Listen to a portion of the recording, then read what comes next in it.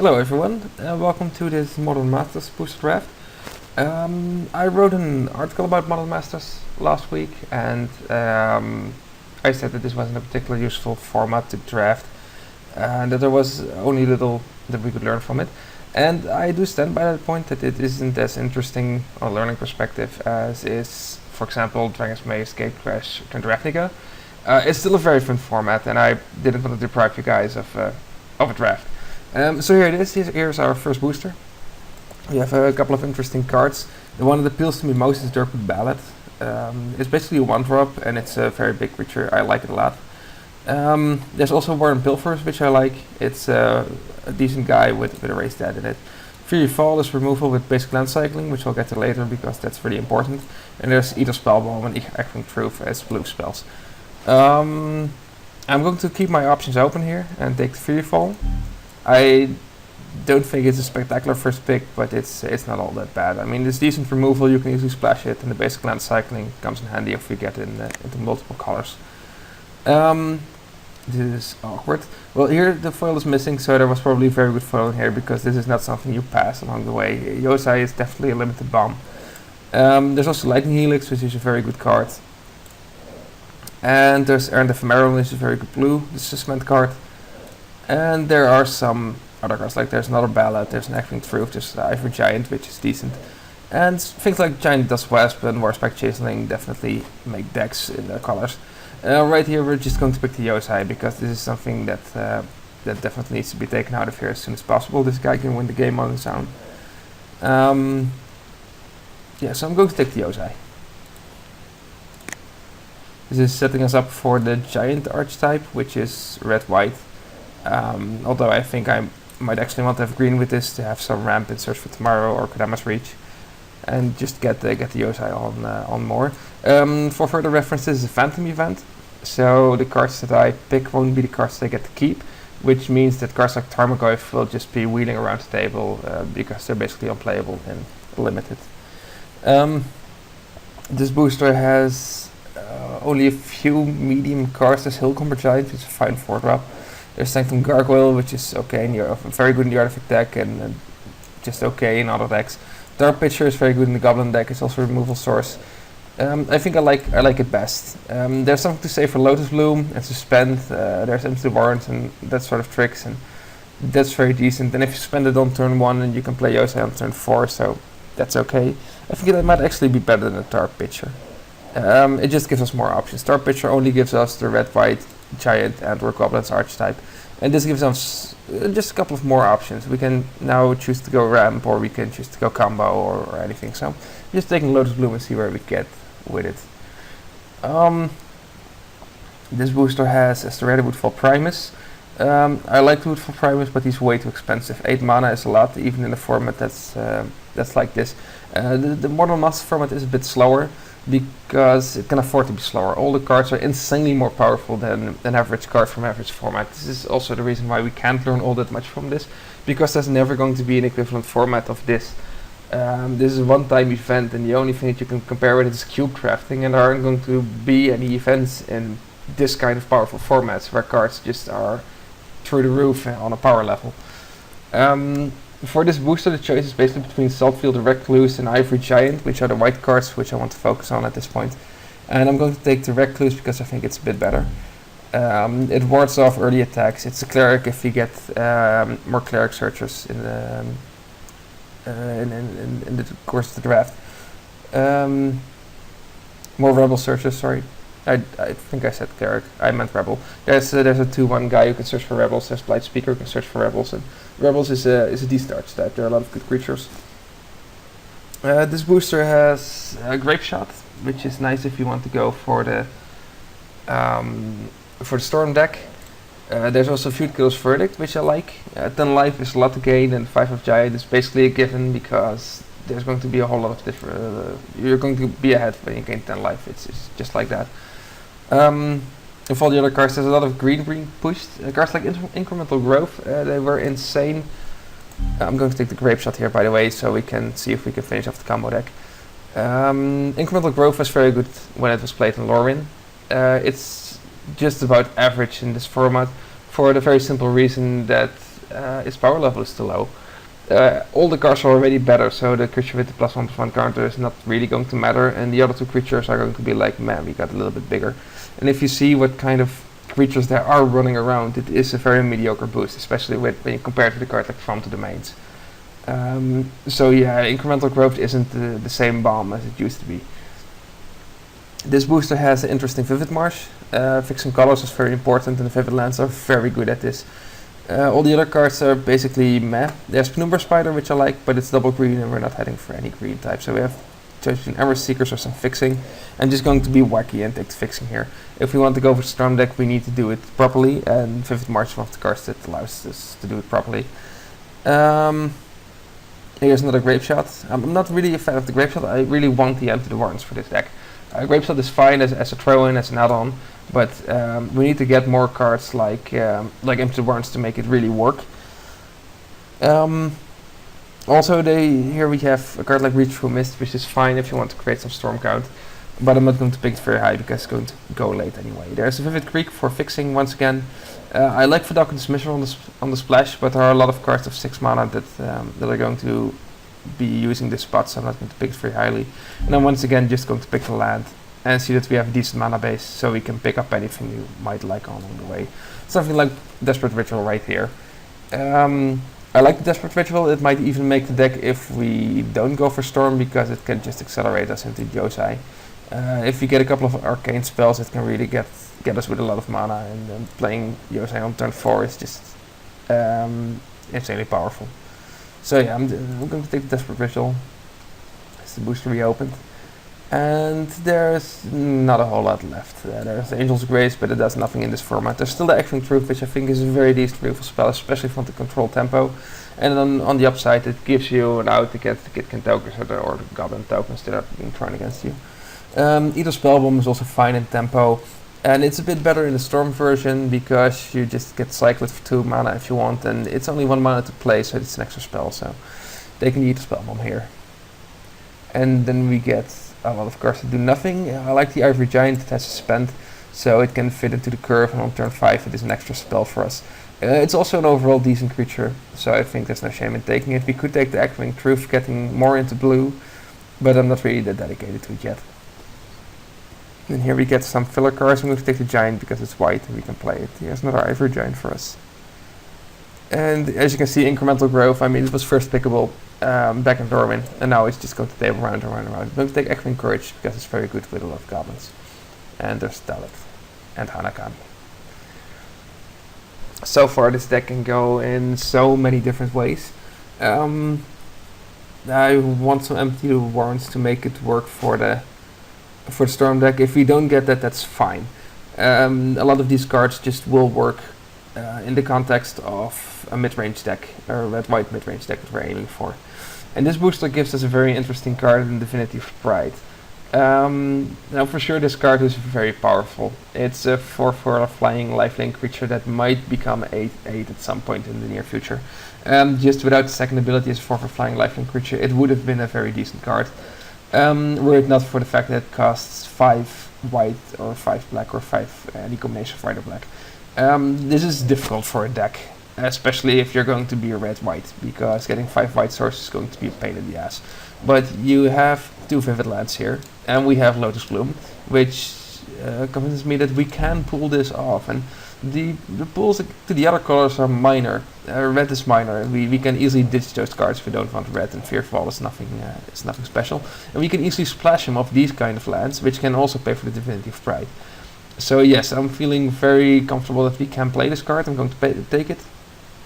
If not, I would have probably looked at something like Glacial Ray, as it is a removal spell and can double as something to bounce a Desperate Ritual off.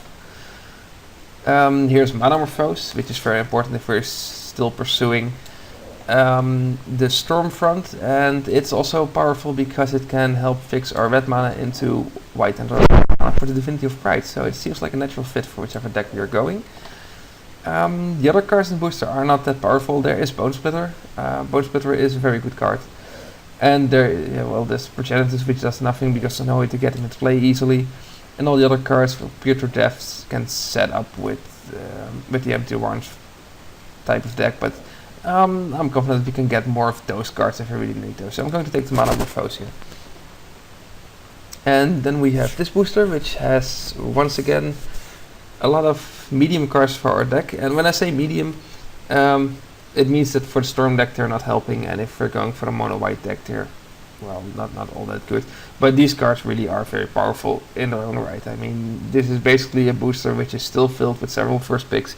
I drafted a lot during Norwin, and I first picked these lands like every other booster. I had a mantra back then that I would always play Briarhorn, and one of the reasons I said that was because I would always first pick these kind of lands, so that I could play powerful cards like Briarhorn in that format. These lands are just really good. There's also Kodama's Reach, which helps with the ramp. It's also an arcane spell, if that should matter at some point. So I'm going to take the Kodama's Reach, because we can easily play it with the fixing we already have. You can steer a little bit into green, so you can get our lands in order. And just ramping up a mana is a good thing for any kind of deck, if you're going for Storm or not. Then we have another booster with a lot of cards, and I must say that the quality of these boosters is a bit lower than average. Usually there are more cards that are appealing for any kind of deck.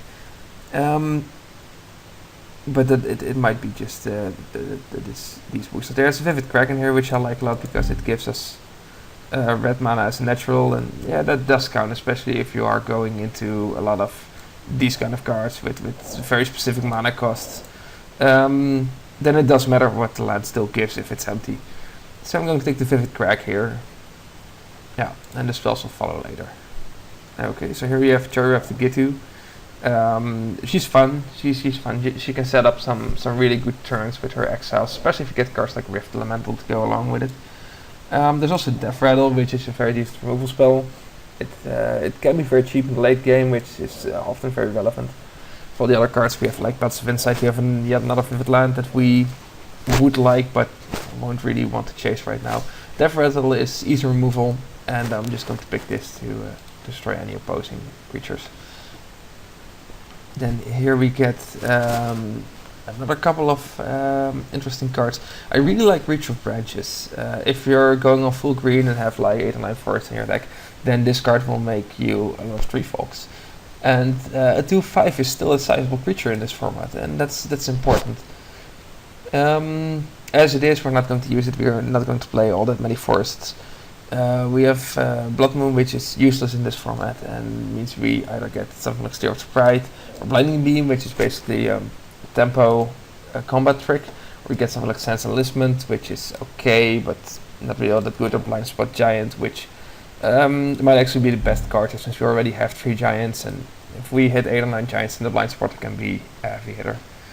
Here we have Thermorphic Expanse, which is a fixer, but we don't need that because we already have 3 of these. We have Grinning Ignis, which is very good for the Storm deck, and Glacial Ray, which is basically an arcane removal spell. I like the Grinning Ignis most. It generates a lot of Storm. Generally, if you just have Grinning Ignis and some mountains available, you can get up to 4 or 5 Storm with ease.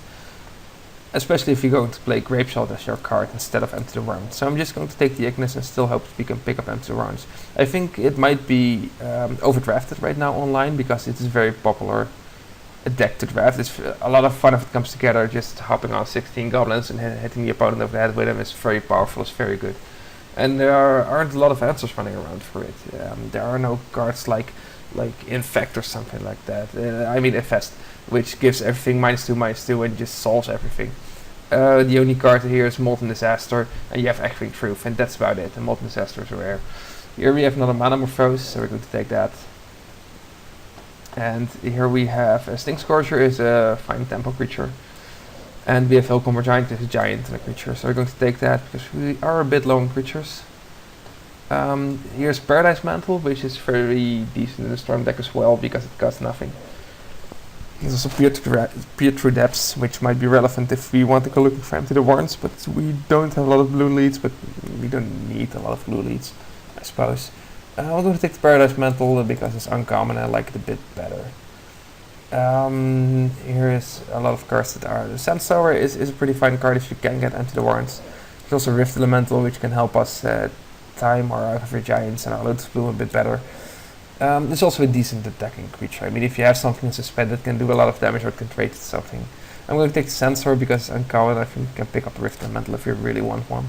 And Sensor can be really good, especially if you have some creatures to spare. If you open up a Cloud Goat range or something like that, or even if you're just defending, you're just tapping 3 of your creatures to tap their biggest one, and then you can get them a free attack, and in the next 2 turns you do it again.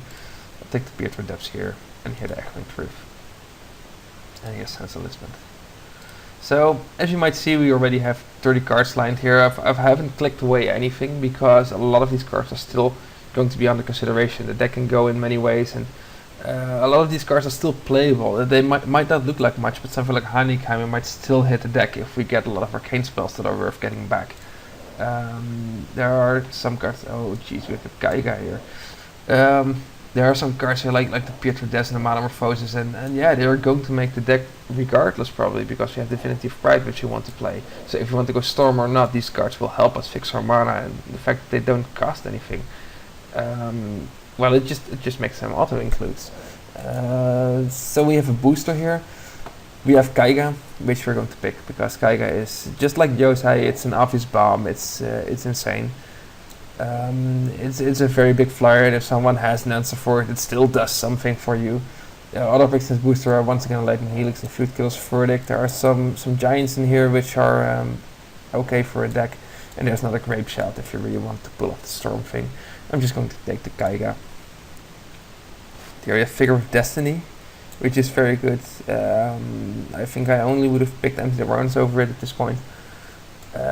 This guy is just amazing, and since we are going to be based white and red probably, so he's always going to be pumpable, and we already need a lot of white sources and a lot of fixing for this Divinity, so yeah, we're going to take the Figure of Destiny and be very happy with it, because it's a very aggressive, very good creature.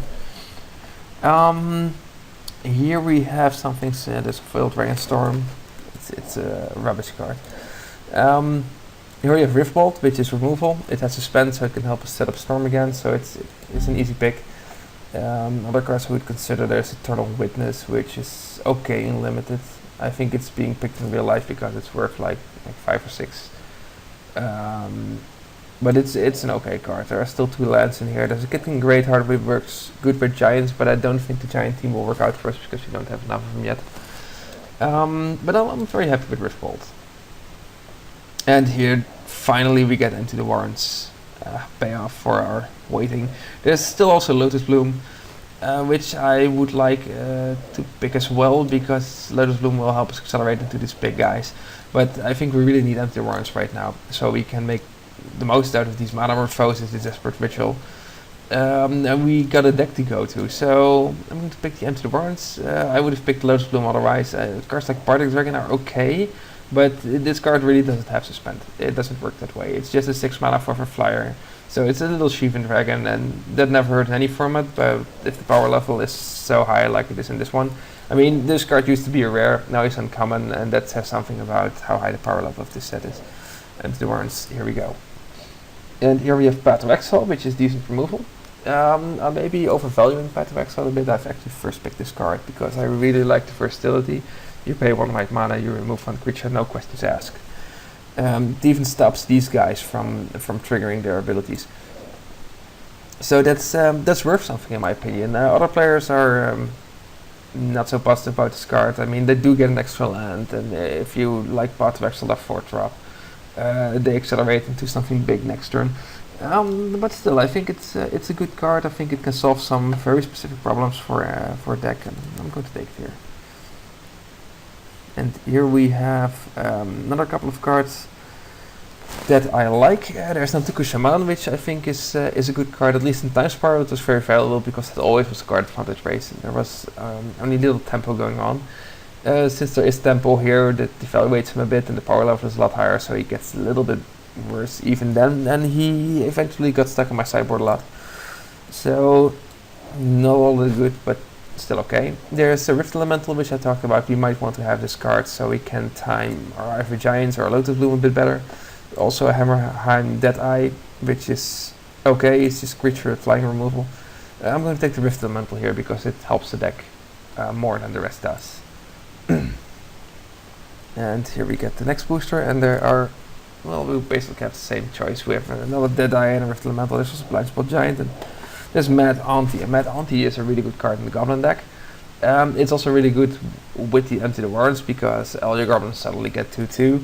We can afford to play it out of these lands and a 2 mana Morphosis. I think it's a bit greedy, especially since we only have one Empty the Warrens and no other Goblins. But yeah, it's something to consider. I mean, if you have Empty the Warrens, Mad Auntie will help you out. Actually, we might play it anyway. We still also have the Paradise Mantle, and a lot of the other cards are underwhelming as well. So I'm just going to take the Mad Auntie and see where we go. Here's Mock War Marshal, which is okay. It gives Goblins as well. It stalls for you, so it can block 3 times, which is okay. There's also Otherworldly Journey, which is a mediocre trick. It can exile a creature, so you can get an attacker out of the way or a blocker out of the way, and then it comes back with a counter.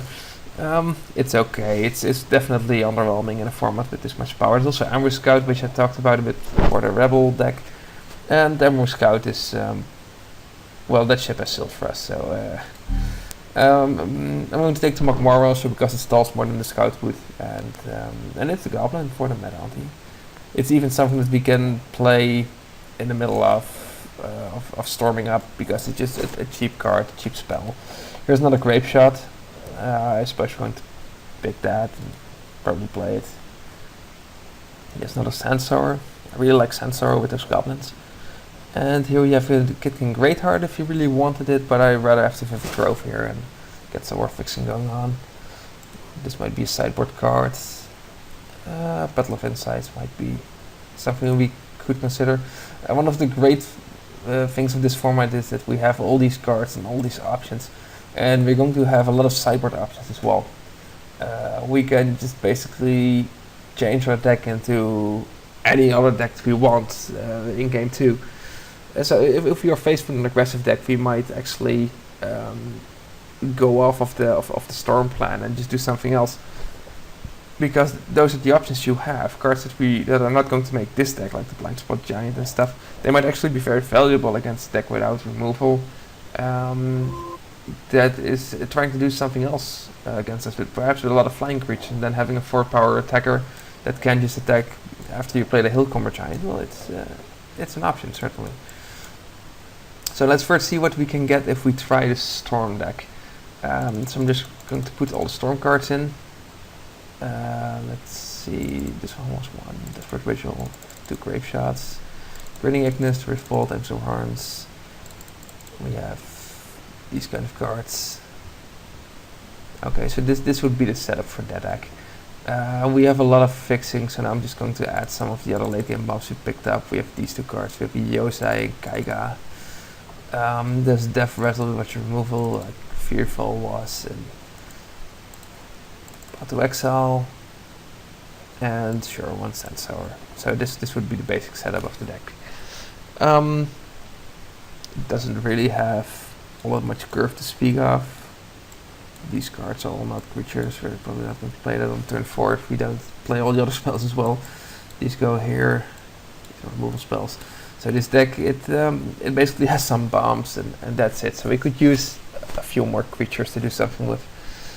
I think we might actually we could get away playing only 16 lands in this deck because we have a lot of cards like Desperate Ritual, Mana Morphosis, Paradise Mantle, Lotus Bloom, Grinning Ignis, just cards that generate mana, Fearfall as well. But we don't want to. We have things to do with our mana. We have Figure of Destiny, we have these cards that we really want to hit as soon as possible. So I'm just going to stick to 17 lands on this. The Mad Auntie plan is probably a bit too far-fetched, so I'm just going to put that away. Some cards like Talos and Crush on the Foot, they're not going to make it. All the other cards are basically valid options in my opinion, and we need to add 2 of those. It's really dependent on what we are expecting to face. I mean, if we expect a lot of aggressive decks coming at us, then things like Mock Warmers and Self-Feed Recluse will definitely be cards we need for that. If we think we can combo this out, then we need Echoing Courage and perhaps Hanakami, or one of these cards that will just help us with the combo. We can go for some more mid-range with Kadama's Reach or the Hillcomber Giants, or just the second Sandsower. Sense Enlistment is a nice card to supplement the Empty the Warrens. I think that Echo Encouraging Sense Enlistment would be very good against a deck that will stall the board, so we can just create tokens and then win on this. I don't think we need filler creatures like the Giants at this moment, because these guys are going to win the game for us, or are basically going to lose. That's the plan. Now, one of these cards has to do it, or perhaps the Figure of Destiny, or it's not going to work. That's the deal we're making with this deck. We might want an extra creature with Paradise Mantle. It's basically in for Storm, so we can play this free spell, get an extra copy, so that's okay. If it actually would do something like accelerate us into a dragon or divinity, that's awesome, but I'm not expecting that much of it. Still, I'm going to play the Mock War Marshal. It's a cheap spell that we can throw in with the rest of the spells, and it can carry the Paradise Mantle, so that seems like a natural fit. And the other cards, well, it's really dependent on what we're expecting to face. So we can cast everything with the 4 Vivid Lands and the Paradise Mantle, and those will be 2 mana more foes, so we're good on that report, so I'm going to take the East Spellbomb. It's the one that helps the Storm Plan most. It can cycle for a card, then air attack a bit, and it can even stall for some tempo if we really needed to. So I think it's the best fit. We have these 4 lands, which means we have to fill the rest of it up. And now we need to be careful that we look at our sources for the Divinity and the Fear of Destiny. As I see it, we only have 1 spell outside of our colors, which is Kaiga, so we don't have to worry about green or black sources. And I think we can run Kaiga off of the other source that we have, so we don't need any blue source as well. Meaning we get to play only mountains and plains in this deck. There are 13 lands coming. Plains are more valuable than mountains in that respect because Divinity of Pride. But we still need mountains, so we can actually cast Desperate Vigils and Metamorphosis and stuff like that. So I'm thinking 8 plains, 5 mountains, which would leave us with more white sources than we can count, and 5 mountains would still give us 9 lands that produce red mana, and still the Paradise Mountain and Lotus Play when things go really wrong. So yeah, that looks like a fine deal.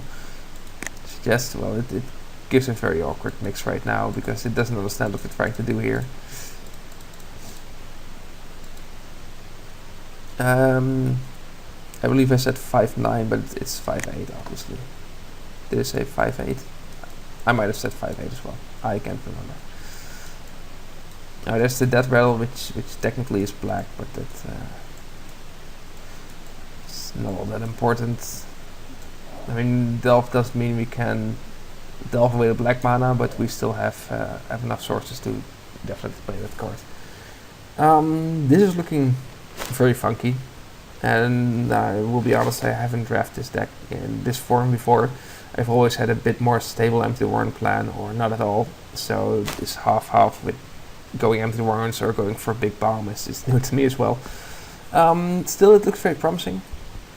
I would have loved a couple of more extra Empty Warrens, but well, you can't have it all. And we know basically we're playing 5 lands, which can cast Divinity of Pride, which we can alleviate with Metamorphose or maybe lose with Paradise Mantle, so it's an acceptable risk. And even if this guy comes on turn 6 or 7, he's still going to be a major impression on the battlefield, which is in part because of the removal being very awkward. It's just like the removal in Gate Crash basically. There is a lot of removal, but it's all very situational or not very big. There are a lot of cards like Riftbolt and Glacial Ray and Lightning Helix, which just deal only 3 damage. There are some cards like Death Rattle, which are have weird clauses like non-green creature. And there isn't a whole lot of stuff that can just flat out deal with a threat. There are cards like Pathvexel, but even those have another drawback. So there's no terrors in this set, or Oblivion Rings or stuff like that. Okay, this looks really good. I'm going to submit this, and I'll see you in the first match. Here we go. Hey everyone, welcome to the first match. We are having a very awkward hand here with 1 plains, 2 mountains, and Divinity of Pride. Without a whole lot of backup. There's Sensor and Mock War Marshal, which can get us through the early game. We are on the draw. And he mulligans 6 cards, so we could keep this, but it doesn't have a whole lot going for it. We're going to need to draw into spells.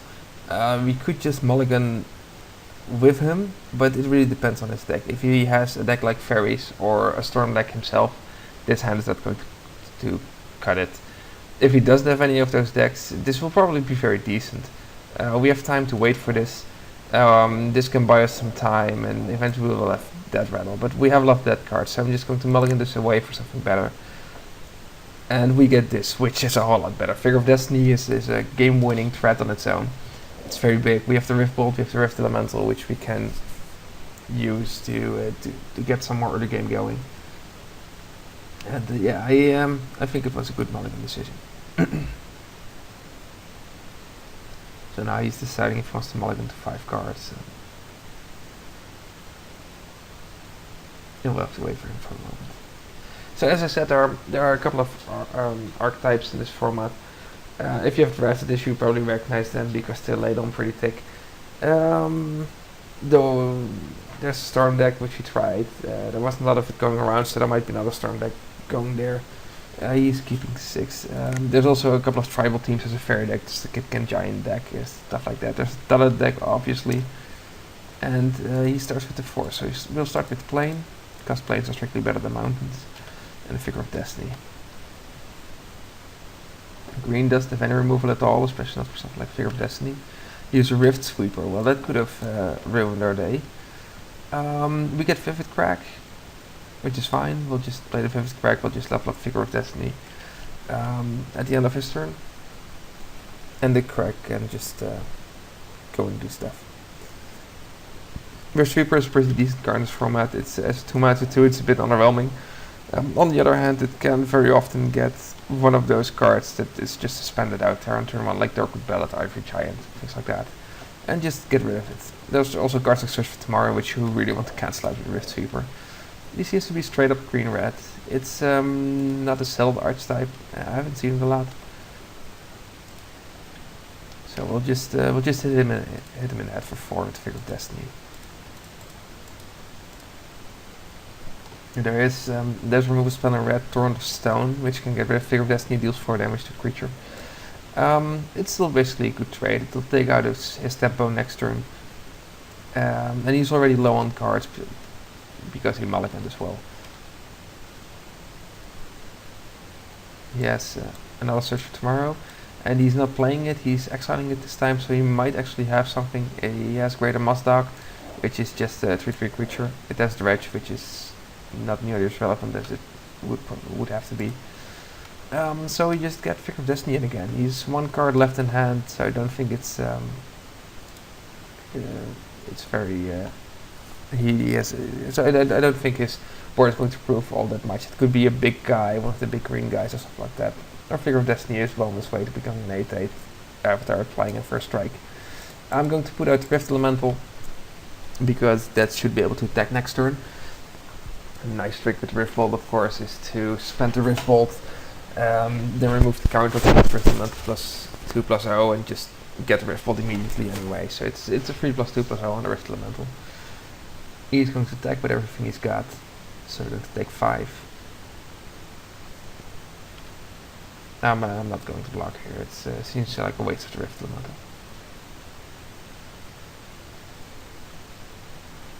And he suspends Rift Bolt. And he suspends another Rift Bolt. Okay, so he's planning to kill Figure of Destiny next turn. Here's Yozai, which is very good for us. And just going to... I did this a bit awkward, I should have played a mountain. Here's the Rift Bolt. I'm just going to take the counter off, and then the question is what are we going to Rift Bolt. This is 7, this is 3 more, so 10 damage, so he goes to 2. 2 is not enough. Rift Bolting him seems like a bit of a waste, since Figure of Destiny is going to die next turn. We have Yozai, so 5 is 2, basically. So I'm going to Rift Bolt the Greater Mossdog and take some of his tempo away.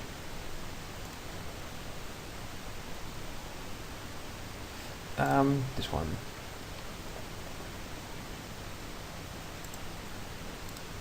So we'll just take off two. Also, Rift Sweeper is very awkward with the cards he's suspended because it has to have a target. So this will probably be the reason why he played Rift Sweeper on turn 2. Or it would have swiped one of his own cards inadvertently. Well, he's on 5, he's going to kill the Figure of Destiny now probably, which means he has nothing left. He has no hand, he has no suspended cards anymore. So basically it's Rift Elemental versus Rift Sweeper. Well, we have a Yosei on the backswing, and he has a random draw on his turn. I'm just going to press F6 on this. Not do anything anymore. There's only a few things you can bluff with 2 planes, like probably Otherworldly Journey. But I'm not even going to bluff that. You could also still just throw both Rift Bolts at our head. Put it goes on 5, attacking with Rift Sweeper, going to 3, and then hoping that he draws another Rift Bolt, or perhaps Lightning Helix if he fetches a plane with Search for Tomorrow. Like he does. So yeah, there is also the aggro plan if yeah, he's Rift Bolting us. So he's hoping he's going to draw a Burn Spell. He might even have Lava Spikes in his deck.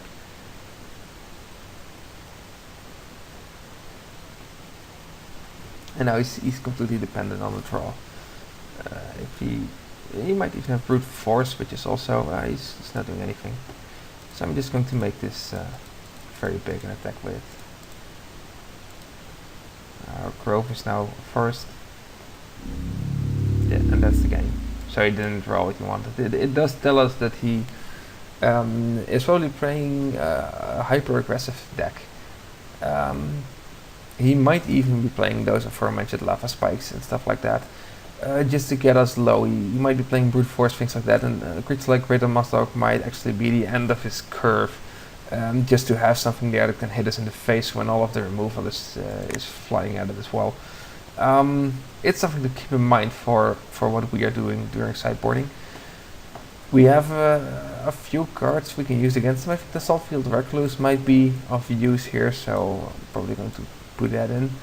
Of all the other cards, Hillcomber Giant has Mountain Walk, so if we want to make it a mid-range feast, then we can put the Hillcomber Giants in, so I'll just put them here. The other cards are not very exciting. We haven't seen all that much of his deck anyway. What are we going to take out? I don't think he can disrupt our combo very much. He does have the Rift Sweeper, which is a pain in the ass for the Ivory Giant, so I'm going to take those out. Just because they are a risk. I mean, I don't want to lose a card to his free Rift Sweeper, so there they go. We also have the Lotus Bloom, but the upside of Lotus Bloom is just way too high to give it up. So I'm keeping that in. With no more Giants, Rift Elemental is becoming a little less in value, and since we're going a bit more mid-range, I'm going to take him out as well and leave it like this. Maybe if we're on the play, we can board the Giants back in. But I'm not sure about that. This looks like a decent hand. We have the War Marshal to do the early game for us. We have the Hillcomber Giant, which is unblockable, and we have the Metamorphose to actually play the Hillcomber Giant. So yes, we're going to keep this. He does have a lot of 3 mana removal spells, but if he is the hyper-aggressive deck that I backed him on for this, that's no problem for us. I mean, in the end, our bombs are going to win that day. This is a very awkward hand to draw Divinity of Pride in. I just realized with all of the mountains out here. And so be it. There goes Rift Sweeper, and there goes the Search for Tomorrow. He apparently does not know how that works. Maybe he'll comment on it.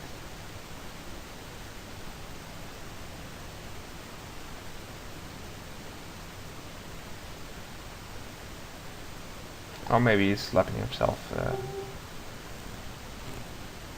Yeah, I'm just going to give him a sad face. And there's Plains. Oh, here's the Mock War Marshal. Plains is good for us, so it means we can play the Hillcomber Giant without spending the Metamorphose, so we can keep that back for one of our storm spells.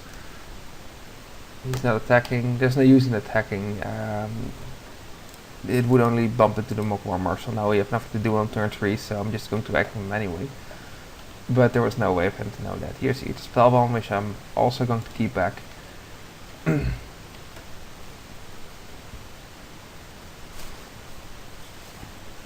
And here he has Nantuko Shaman. Still no attacking for him.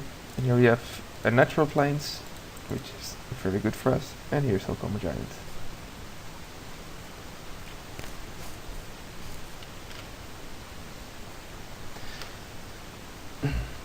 Here's Nantuko Shaman. He gets to draw a card from it because it was suspended. Well, actually it works a bit different, but it's almost the same. And he's severely lacking in mountains this game, which is a problem for a Hillcomber Giant, but it's probably more of a problem for him. And here we have Yosai, so next turn we have a big flying bomb, so I'm just keeping this board stable as it is. And there's his mountain, so now our Hillcomber Giant can go in for 3 damage. And Sentinel Wood Readers, another card that was absolutely bonkers when it first was printed in Planar Chaos, which lost a bit of value in this format. The one for Buddy just doesn't do enough, which is really a sad thing, when you come to think of it. I'm just going to throw both the goblins from the Takusha hand for a good trade, and we'll take 2 damage for the Wrist Sweeper. I could have blocked it with the Hillcomber Giant, I realize that would have been loads better because there's no trick, he could have only already played his land and stuff. My bad. Just gonna throw the Hillcomber Giant in. And here's Yosai. And basically the deal about Yosai is that it's a 5/5 flying creature, and even if he does manage to have removal, which is hard in red-green, he's probably going to need 2 burn spells on this, and he has only 1 red source. But if he does manage to destroy it, I'm going to tap him out, and he's not going to untap for a turn. So he's going to be stuck with being stasis for a turn. We're basically time walking him, which is amazing, especially in limited. I mean, even on this basically dead board, it means he'll get 4 extra damage. So imagine what would happen if we had an actual mid-range board here, and we brought in Yosai, and he had to deal with it, and he couldn't deal with it, he had to destroy it. And it tapped out all of his blockers, and he'd be open for swing. It's like a dragon with a blinding beam in it. There's more lands, and I'm just going to send in Yosai and the Hillcomber Giant.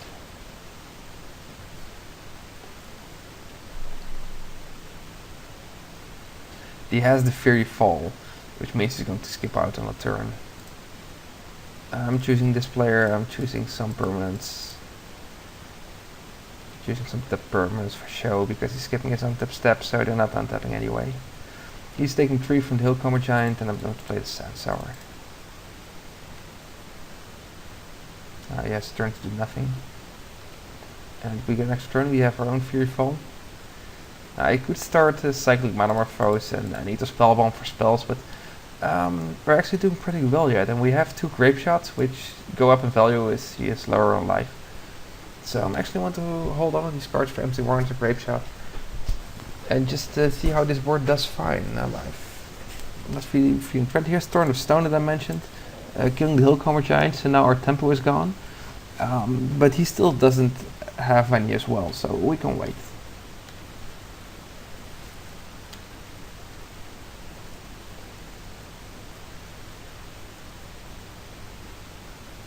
Here's Eternal Witness, and he's going to take something back. He's targeting the Torrent of Stone, so he can probably deal with the Sand Sour next turn. And here's another Metamorphose, and well, this is basically 3 free cards, and there should be something good in there, but you never know. And he still has no pressure on. He's probably going to cast Torrent of Stone, the Sand Sour next turn, and the Goblin can trade Eternal Witness. We take 3 damage. We can take this. I'm going to skip 1 more turn, see if we can draw something to actually be certain we have something good. We can just randomly start casting these spells, but if we end up with nothing, then we definitely have nothing.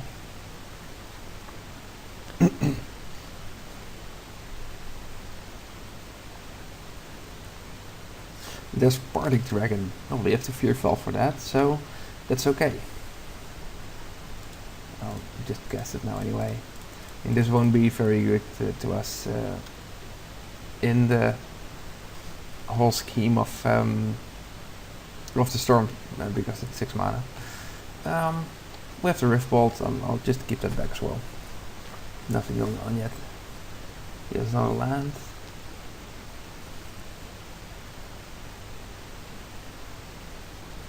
And Penumbra Spider.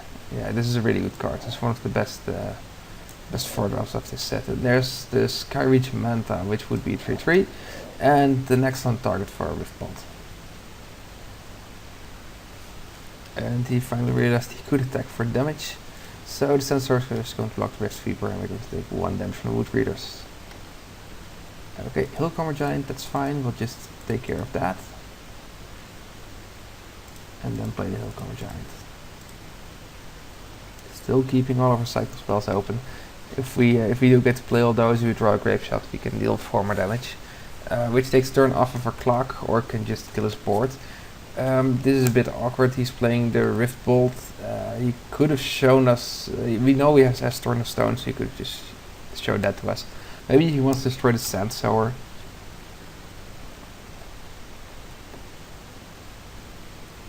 Actually, maybe what the deal was last turn, we could have double blocked Rift Sweeper with the Gauntlet, the Sand Sower to kill it, and it might have been a bit better since we traded the Goblin for the Sand Sower. But I want to keep the Goblin to block Eternal Witness.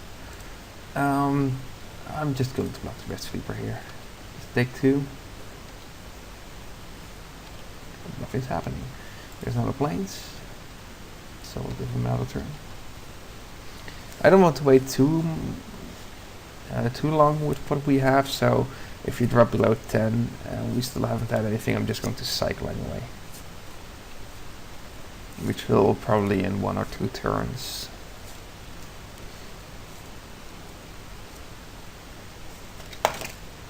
But like if we see our last draws, if I cycled a couple of turns ago and I said we would have drawn Rift Bolt, Hillcomer Giant and land, and that's no good. We just wasted our spells.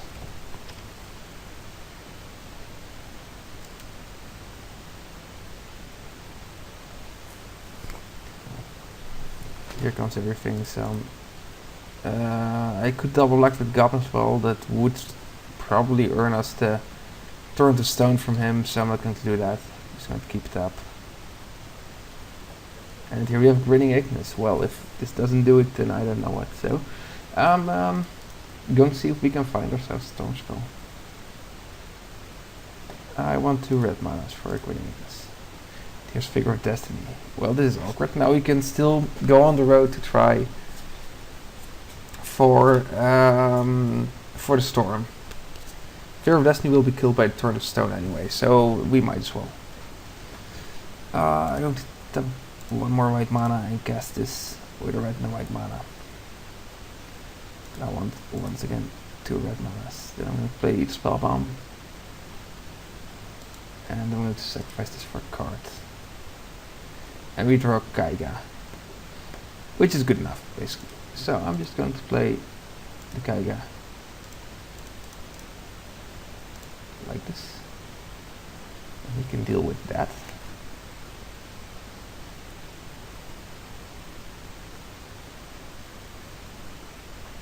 In response, he deals Sand Sower, so he can't tap a creature. I suppose it's valid. It's not particularly good. I'm going to load out the Figure of Destiny as well now. We already saw Thorn of Stone. If he's going to spend a 3 damage removal spell to kill the Figure of Destiny, that's okay. It means it will be 1 less spell for Kaiga to worry about.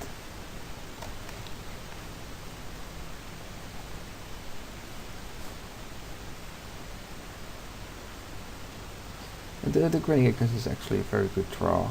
We can play it next turn, and once we draw the Storm spell, he is generating 5 additional Storm for us anyway. This is really one of the guys that you need to have for the Storm deck. He's really good. From the Domains for a lot of damage. Can we still survive this? That's the question. This is 19 trample damage. We have 5, 6, 7, 8 to stop. So no, we're going to take 11 damage. So we're just going to try anyway.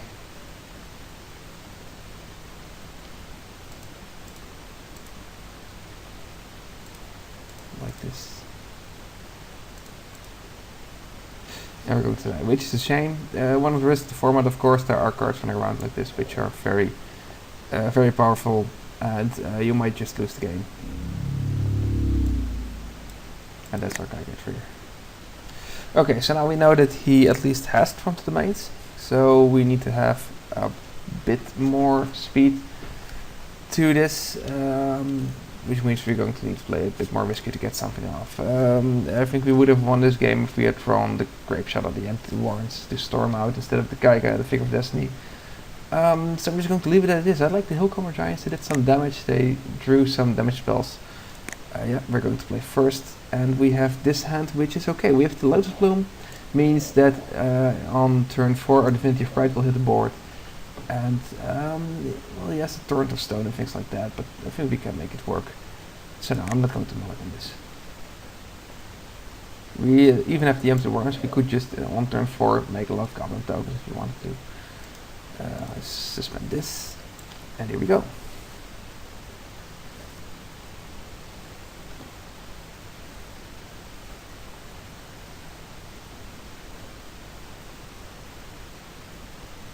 Here's this search for tomorrow. Well, we're always running the risk that he might have Wrist Sweeper, and then our hand will turn out to be a bit bad, but you know, that's the risk we take against a Wrist Sweeper anyway. I'm not going to play any spells. I want to keep him for the end of the words. If that's going to be our turn. And there's the Wrist Sweeper. Yeah, it's I don't know how many of them he has, but okay, yes, it's we lose the Lotus. We're going to play Saltfield Recluse. There's still no rush. We still have the empty warrants. We can draw some spells to help with that. We'll still have Divinity of Pride. We already have 3 matching lands, so we don't need 2 more for that. The Saltfield Recluse should be able to hold back a bit of the tempo from his side.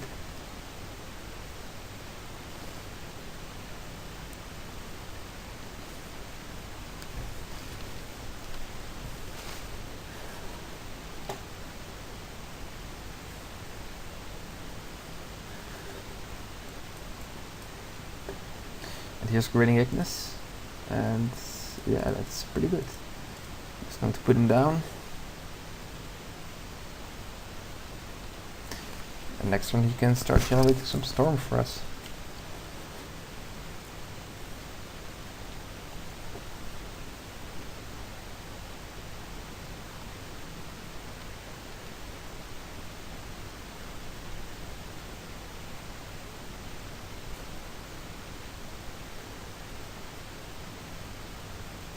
He has another shaman, which is okay. He can't actually attack in this because I would just block him with the Ignis and give it minus to Recluse. Now, how this Ignis works, it provides 3 mana for every red mana we send in. So if I do it once it's 3 red mana, I can recast it for that mana. I can bounce him again and recast it for that mana. Then I can bounce it again with this one and recast it for that mana. And then I can bounce him with the Vivid Creek. Having 4 mana for Empty the Warrens and 8 Goblin tokens. That sounds like a pretty sweet deal. 8 Goblins seem like they would be enough to take over his board. Could I do it better with either Spellbomb? I probably couldn't. So the real question is, would the 8 Goblins suffice, or do I need a bit more? We still have the Divinity on the follow-up.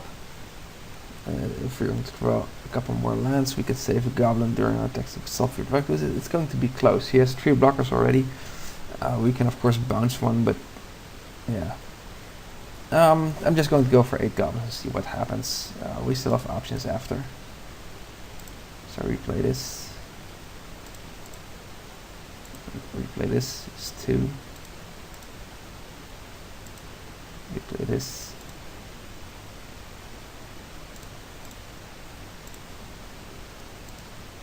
And Empty the Warrants. Storm is 3.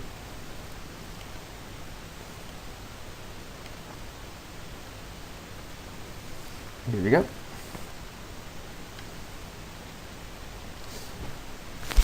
And here it goes.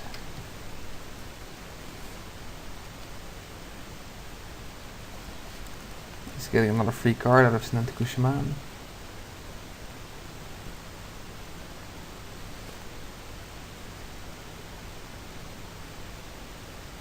And for 6 mana he has Citadel Wood Readers, which is 4 blockers already, which means we don't get to pull through a whole lot of damage.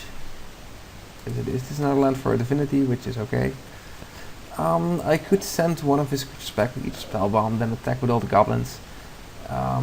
We could keep the Saltfield Recluse, we could tap him for Citadel Wood Readers and save a Goblin, which means there would be 5 Goblins going through and 2 Goblins dying.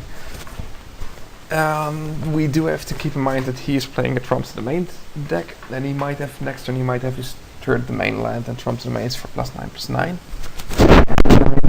7 he would have his so it's not lethal yet, but you don't want to take all that much damage.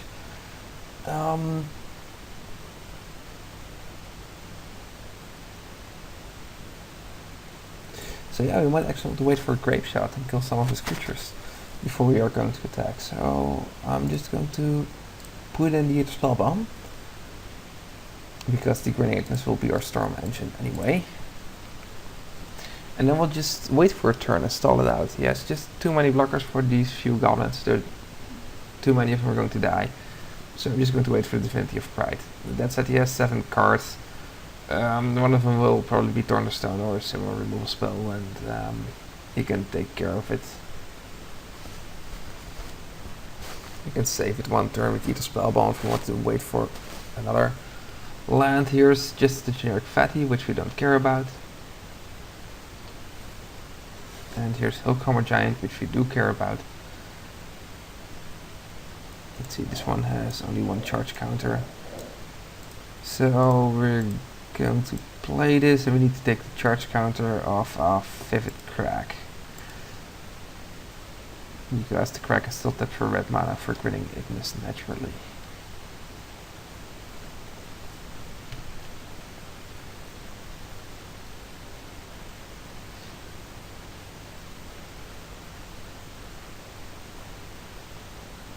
Well, if you just plans on playing more and more creatures, then the Trump Domain is going to be lethal anyway at one point. Here's a Thorn of Stone for the Hillcomber Giant, that's okay. That's exactly what we were aiming for, so our Divinity of Pride won't die. Here's another Rift Sweeper, proving that he has a couple more of those guys. And here we have a Mountain. One of those lands that does nothing for us. I'm going to play it anyway, who knows what it's good for. We're just going to wait this out. Storm Domains for +2/+2 right now. He does have enough lands to play. There's the Party Dragon. Probably going to need to bounce that next turn. And here's Figure of Destiny, which is actually a very good draw. We can fatten him up. We should fatten him up right now. Because of all the 3 mana damage spells he has. Yeah, this one. So now it's 4/4, so now you can just Rift Bolt it out. You could of course respond to Rift Bolt with making it 4/4, but there's no use in taking the risk that he might have something like Sudden Shock, which is also in this format.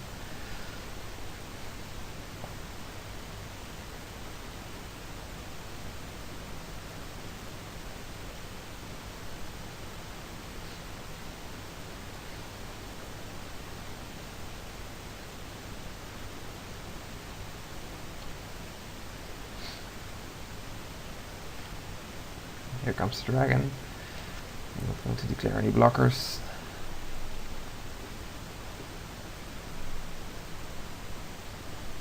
And I'm a bit low to spend the Spellbomb right now, because I want to use it to counter part of his Trump Domains. So let's see what he does with the dragon. I'm just going to make it a bit smaller. See if he falls for the bait. I'm just going to take 3.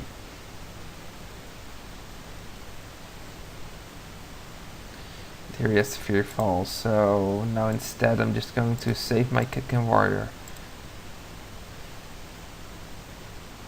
And we're going to lose the Trump Domains anyway when he has it, so I'd rather play safe and see if I can get my Kitkin to work out for us. I still want to Rift Bolt proof him right away. No, I'm not going to make it 2/2 again. Like this. And yeah, we're on a clock right now. His Trump Domains is getting more lethal every turn. With the presence of the Party Dragon, who will deal 3 damage to us every turn. So the Fear of Destiny is going to maybe even just hold back. Well, that he makes Prowling is bad news. I usually just keep as much counters on my guys as I can to save him from Echoing Truth or just generic Vipers. But here's Strong Domains, every against +2/+2. Now we need to figure out if we can survive this or not. This is 10, is 17, is 23. This is 4 more, is 27. 33, 36, trio is 39, and we have 4, 5, 6, 7, 8, 9, 10, 11, 12, 13, 14, 15, 16 to hold back on, 18 to hold back on. It was 39, 39 minus 18. Well, it's a lot of damage. So now I think we're dead again to trump to the mains.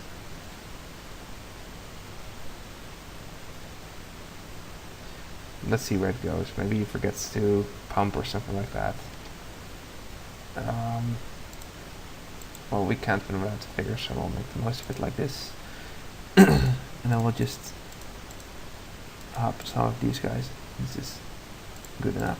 1, 2, 3, 4.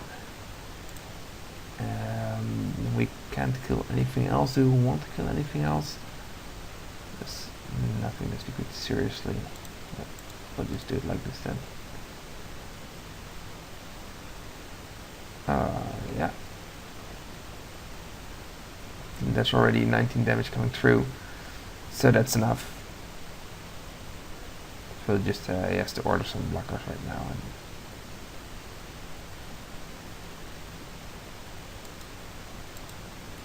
he's going to make this one smaller, but it's kind of moot at this point because he wins this.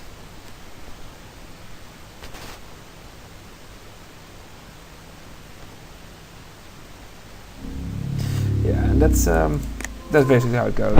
He has to come to the mains and we lose. Overall, the deck was a bit awkward. We had a lot of we had a divided game plan, which I'm never a fan of. And well, we had some nice cards. We had the Yosei, we had the Kaiga, which are good cards. But in the end, just trump the mains is better card, unlimited, as it shows. Yeah, so much for this first draft. I'm going to do another one for you right after this one and see if it gets a little better. Hey guys, welcome to the second Model Master draft, and probably the last one I'm going to do in a long time. This time we've opened a booster with a couple of interesting cards. There's Greater Gargadon, a card which I really like. It's one of the suspend cards that you can card as one drop, and he's really big. There's also Mad Auntie, which is another deck, still a Witness, which is overall decent card, and here are some of the rebels. Like Bonusiders and your Armored Seekers, which can fit into the Rebel deck. There's also Imperiosaur, which is a very good creature stats-wise. 4 mana for 5/5 is pretty decent. Then there are some cards for potential artifact setup, like Archward Sticker, Fairy Mechanist. Right now I'm leaning toward the Greater Gargadon because I really like Greater Gargadon. And all the other cards, well, they're not really pulling me, so I'm going to take this guy. See where we go. Here we have Rude Awakening as a card is not really good. Most people think that it's 8 mana and then you win, but it's not always like that. And the problem is that it does nothing if you don't have those 8 mana. Untapping all your lands is only good for Storm, and then there are better ways to do that, like the Grinning Ignis. And making them 2/2 when they're tapped is just useless. Here we have the Blight Speaker for the Rebel plan. There is the Kitten Greatheart for Giant plan. There's Errant Ephemeral, another suspend card that I really like. I am not opposed against going blue-red because I think that has a lot of nice interactions. So I'm going to take the Errant Ephemeral because it's the most powerful card in this booster. And see if I can make this work. Well, here's a card that some people would love to just slam. Gifts and Given. It's not very powerful and limited. It's very powerful and constructed, as you probably know. The cards that are interesting here for us are the Bone Splitter, which is basically a very aggressive card that can fit nicely on something like an Errant Ephemeral. There's also Glacial Ray, which is a removal spell. And there are some filler cards like the Thundering Giant, which might work in this plan, and Thirst for Knowledge, which might work if we have an artifact plan, which we don't yet. So I'm just going to take the Glacial Ray and see if I can load up on some more arcane spells to deal some damage. Here we have Shrapnel Blasts, which is once again for the artifact deck, and even then it's a bit awkward since the deck seems to function pretty well with just the Homunculuses and the Fairy Mechanists and getting Arcbound Workers and Stingers and stuff like that. There's Ether Snipe, which I really like. You can evoke it as some early game tempo controller, and in the late game it becomes just a nice body with a bounce effect. So I'm inclined to just take the Ether Snipe. Evoke creatures are also very nice with the Great Gargadon because you can evoke them for their effect and then sacrifice them to Gargadon to get them in one turn earlier. There aren't any real alternatives here. There's a Vivid Meadow which you could take for fixing. But I think Ether Snipe is just a step above that in power level. And here we have, first we have Lotus Bloom, but I'm not trying to spend the Storm mechanic again, so I'm just going to leave that for now. There's Metamorphose, which is also more of a strong card and a decent card for a deck like this. There's a Pestomite, which is a fine little flying creature. The Flash and the Twiddle effect just add up for a solid 3-drop. So we're just going to take this. Here we have Terramorphic Expanse as fixing or Vivid Marsh. There's also Excellent Truth, which is another one of the tempo cards, and Vidalca Dismisser, which is expensive, but ultimately also a tempo card. I'm leaning towards taking Terramorphic Expanse because it just can fix these colors really well. Vivid Marsh might be a little bit better. It's about the same. If we're low on lands and we need to use Vivid Marsh for colored mana, then we're not in the great shape, and Terramorphic Expanse offers a bit more leeway with that. Still, I think I'm going to take the spell over the mana fixing, especially if you can stay 2-color. Then the fixing won't be as important. Then I really like Echoing Truth. It really solves a lot of problems. If we had Echoing Truth in the previous draft, just like Lethal Spellbomb, it could have sent the 2-land Tukos home, and would have gotten rid of a really game-ending problem for us. Here we have Take Possession. I would consider Reach Through Mist if we had 2 or more Glacial Rays, because that splices pretty well.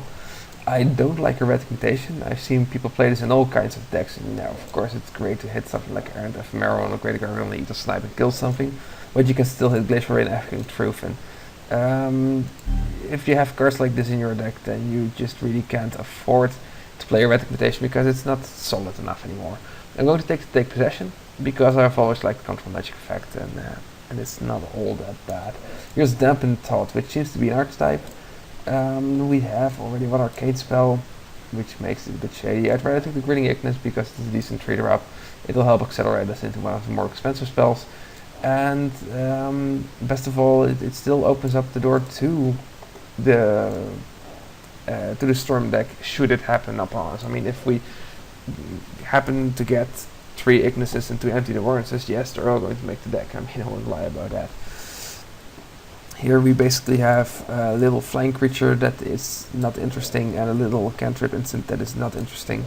So I'm going to take the Reach Through Mist. All the other cards are not good enough for this deck. I'm going to take the Reach Through Mist and see if I can bounce some Glacial Rays off of it or something like that. Logic Knot is a semi-decent counterspell. Brute Force is a semi-decent combat trick, and all the other cards are not playable in this deck. So it's up to us. I think I'm going to take the Logic Knot because we can afford to have some mana open in the late game with these suspend creatures coming in. And here's the some given tabling. We can take the Peer Through Depths and as an arcane spell. Let's just take it and see where it goes. Here we have Lava Spike, which is also arcane.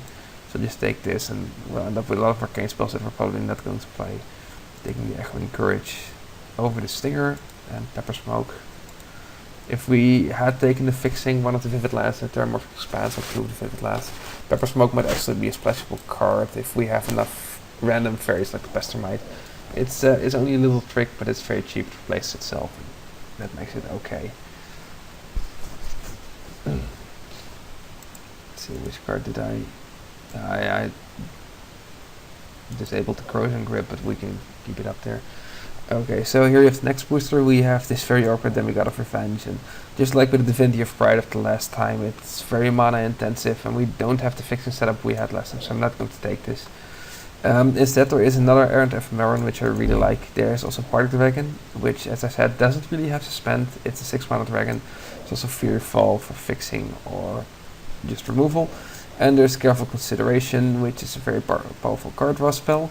Then there are some off-card spells like Path to Exile and Blinding Beam, which might be okay in a deck like this. I'm going to take the Errant Ephemeron. because I like the big suspend flyer, and if you have one in turn 2, then it's going to do a lot of damage for you. So yeah, I'm just taking this one. And here we get another one of the new powerhouses, which is the MMDrafter. It was very good in Lorwyn, it still is very good. And here's Glacial Ray, one of the cards I would be looking for with these arcane spells if they are going to make the deck. That said, MMDrafter is just insanely more powerful than Glacial Ray, so I'm going to take that. It's also more powerful than Ether Snipe. Yeah, so here it comes. And here we have little 2 Paradise Mantles. File and non-file. Spore Sword talent is a really powerful talent, one of the best ones out there. Like Imperial Sword, it has really good stats for mana for 4. And instead of being as big as Imperial Sword, traded it in for being a talent generator, and a very good one at that. So yeah, I like Spore Sword talent, but not for our deck. For our deck I like Sting Scourger. It's a bit of a tempo controller. It can take care of flying creatures, so our ephemerals can go on, and it can just bump itself into the Greater Gargano if we don't want to pay the Echo cost. I always like Sting Scourger, especially in the Planar Chaos set where it was printed first. And I'm going to just take it. Here's another Gargadon. It's funny, I first picked this guy and now we're getting another one fourth pick. Not everybody likes it as equally as it shows here. I'm just going to take it because there's nothing else in this booster. The Sprite Spellbomb, which is consideration, and then I'd rather just have the very big guy. Here we get Decent Removal, Torrent of Stone. We can also splice this onto Arcane, and its Arcane spell itself, all splice onto Arcane spells are Arcane spells. So it works well with the other Arcane spells we picked up. If that becomes a team for us, then we... There's also Warspite Changeling, which I would have picked otherwise because it's just a decent creature. There's also Sprite Spellbomb. I like the Torrent of Stone better. I also like better. And of course, which I'm going to disregard for now because we don't need it all that much. Here's not my thought. If we want to draft the Archstep, and then we should draft one. There's also Careful Consideration, that's powerful card spell, and it's fixing. But right now we have all these off-color spells here, which I'm going to just hide for the moment. And we're still in the solid color deck, so we don't need the fixing yet. I don't think we need it at all, so I'd rather just take Careful Consideration and go on that card train. And here is the warrants, and it's going pretty late. The consideration here is that we take Ether Sniper, we take anti-warrants. And it's pretty clever.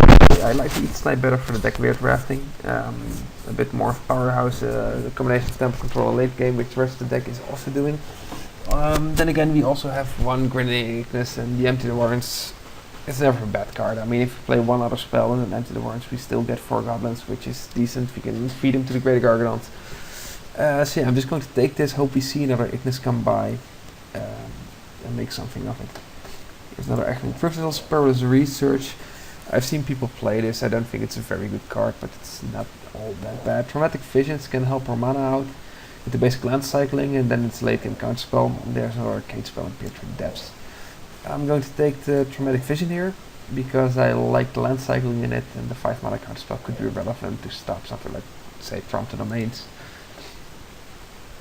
And here we have both the Fury Fall and the Party Dragon tabling. So while we were discussing what our first pick should be in this booster, all the other options are coming around to us. As with Traumatic Visions, I like the basic land cycling of the Fury Fall, which gives us a bit of an edge. It's also removal. We already have some heavy hitters in the Ephemerals and the Greater Garganols, so we don't really need the dragons. So I'm just going to take the Fury Fall. Then we have here a lot of filler cards, just taking the Brute Force. And here we have another Dismisser, which we don't really need, another Lava Spike, which we might want. So I'm just going to take the Lava Spike. Just going to pick up some random cards here. Appear through depths.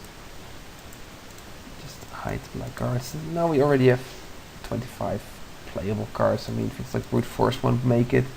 And I don't think we want to play all these Lava Spikes and Peer Through Depths, and there's the Nakamura, which definitely won't make it. So if I would have to play anything, it would be this right now, but I'm hoping that I can take this one out, can take these things out, and get to a more solid deck. And with Engineered Explosives, it's pretty good against goblins, because it's 2 mana, it's for all goblins.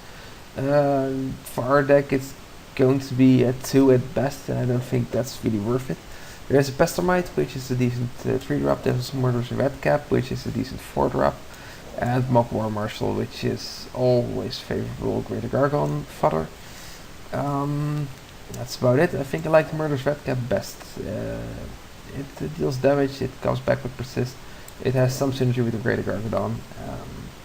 And it's a form of removal, so yeah, I like this. I'm going to take this. And here we have a Sudden Shock. We also have Fury Fall. This is an Ash Oracle, which is really funky, but if you can make it work, it's pretty good. There's another War Marshal, which is interesting, and there's a Grape Shot. And well, I don't really want the Grape Shot. If we had more Grinning Ignis, it might have been better. It might have been a good pick, but right now I want the Mock War Marshal. We don't have a whole lot of early game going yet. It's great fodder for 2 Gargadons, and well, we already have some removal spells, and if going to see more Glacial Race, I'm going to play those instead of Sudden Shock anyway. So I'm going to take the Mock War Marshal.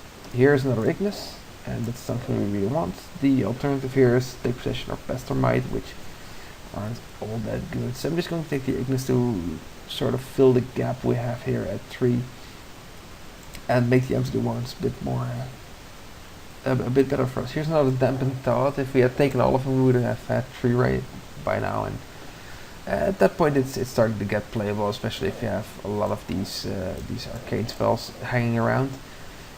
For us it'll probably be Stink Scourger again. Here's Pyromancer Swat. I guess it's draftable if you can get 2 of them very early on, but usually it's just one of those rares that goes late. There's a lot of other cards that really don't matter. I guess I'll take the Dismisser. You can board it in against a fatty deck. And here we have some more cards that probably aren't going to make our deck.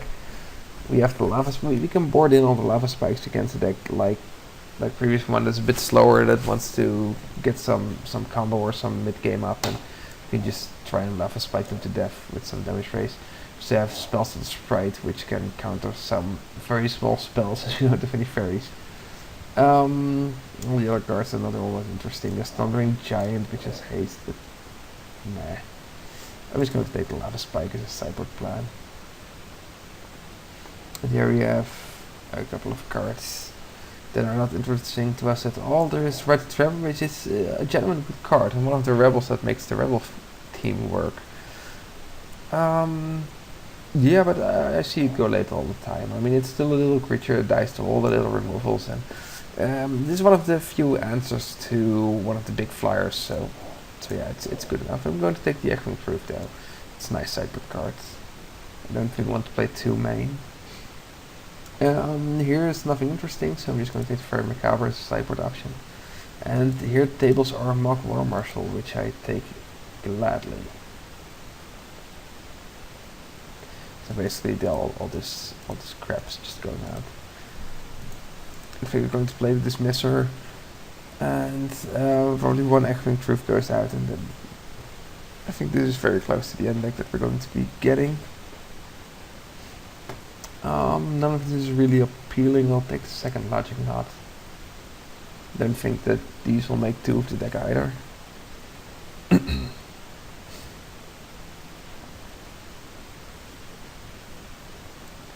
And now it looks, it doesn't look all that good yet.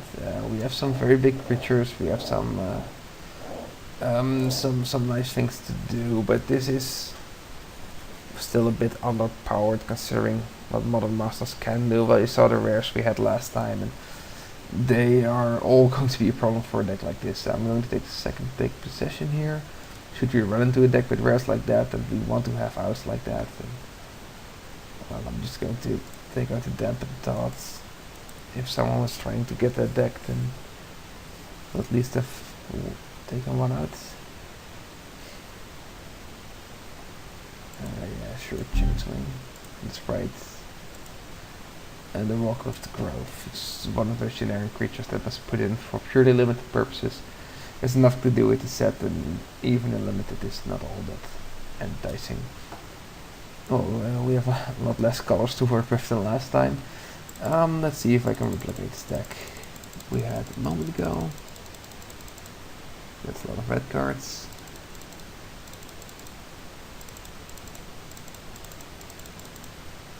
And this, and it's 23 cards. Let's see if we didn't forget anything. These were ones that I like. Yeah, I like it like this. We still have like an extra proof, extra possession of the dog and dismisser. Probably extra logic not. And we can just fine tune this during sideboarding. There probably will be decks where we want to mod this changeling as well. We don't have a whole lot going here for the Empty the Warrant. We do have the 2 Grinning Ignis, which is of course fine.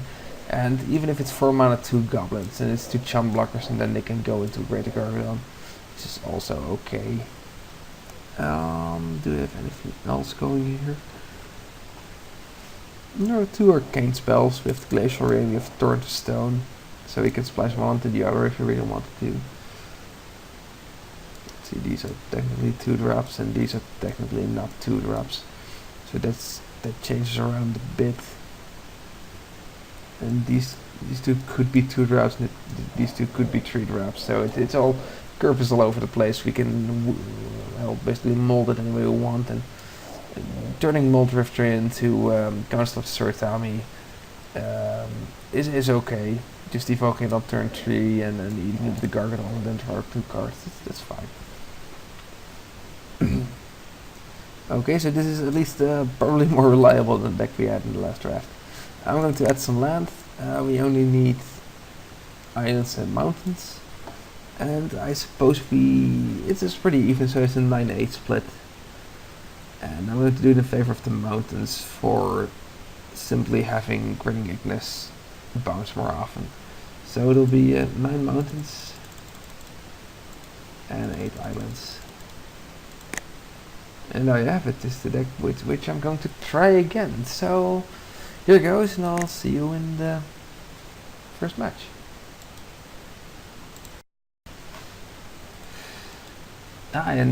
Welcome to the first match with this deck. We got a hello and good luck, so I'll just say that back to him. We got this awkward hand, we're lacking in red mana. We have 9 mountains in the deck, so chances are pretty good if we will draw some of them. We're on the draw, and we have the Errant Ephemeron, which is very powerful. If we draw any land, we can use the Eagle's Knight to get some time. And if we draw any 2 lands, we have careful consideration to draw even more lands. So I don't dislike this hand all that much, so I'm going to keep it.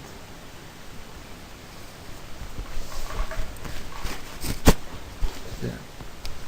It might improve if we mulligan, but I don't think it's all that bad. We drew Empty the Warrens, which is kind of an empty draw. He has a mountain swamp. And here's our mountain, so we're in State Waters now. I'll also spend this Ephemeron to get this active as fast as we can. The next turn we'll probably see us play the Mock War Marshal.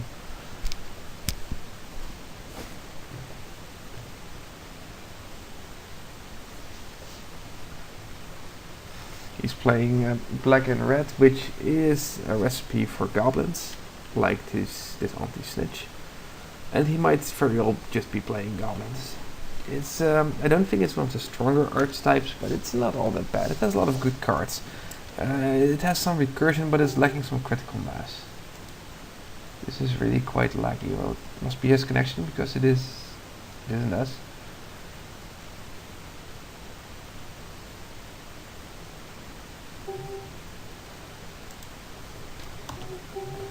Okay, he's just going to reconnect. We'll just let him. We drew Traumatic Visions, which is fine. I'm just still going to Mock War Marshal anyway, because it's very good against anti-snitch. He pressed F6 on us, so he can just skip forward to our turn. Now we'll just wait until he gets back. So the thing of the Goblin deck is that it has Mad Auntie at uncommon, which makes it very powerful. Mad Auntie just does a whole lot of things. It is a lord for the team, it regenerates goblins, and it's very fairly priced at 3 mana and still a 2/2 body.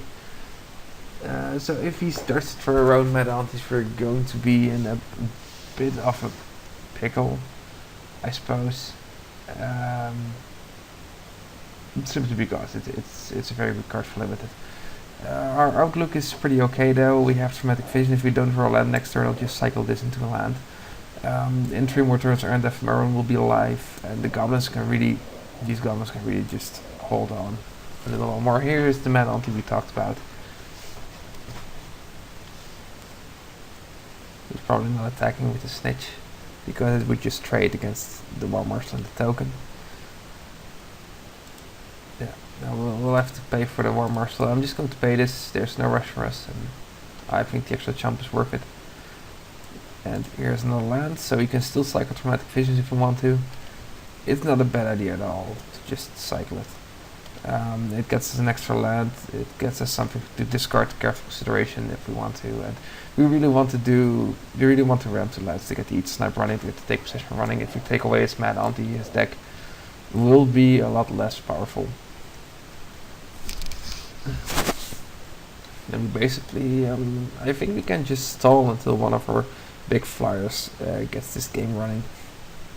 But it depends on what his end game seems to be. If he just has goblins, he will have a lot of stupid cards. He will have Face Falters, he will have Festering Goblins.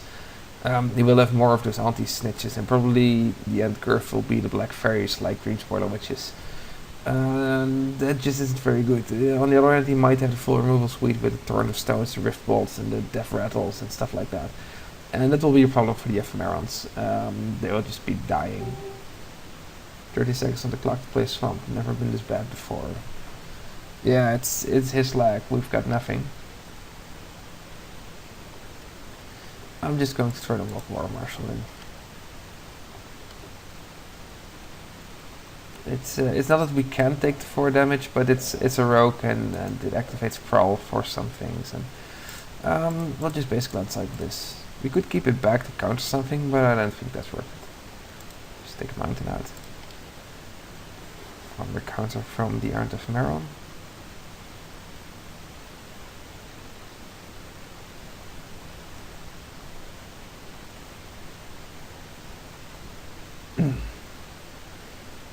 Well, this lag may be slowing things down, but at least he knows his shortcuts. I'll play the Careful Consideration in the main phase, so we don't have to discard a lot of cards. We'll just discard 2 mountains. We can play the other mountain and suspend the Great Gargadon, having another card in suspend. And we refilled our hand with some very good cards, including the Glacial Ray, which is one of our 2 removal spells for the Mad Auntie. And the worst thing that could happen now is that he has another Mad Auntie pumping it up to 3/3, which means we'll use to have the Ether Snipe and the Glacial Ray. Oh, he's going to make it interesting. We could try to double block the Mad Auntie, see if he has a removal spell, cost us both goblins. I think that's worth it. I mean, it takes away some of his tempo, the goblins are not worth all that much anyway, we can sacrifice the Greater Gargadon. And this is a good deal, trading 2 goblins from Mad Auntie. Yeah. He might have Warrant Pilferers though, but he would be holding that back anyway. Here it is.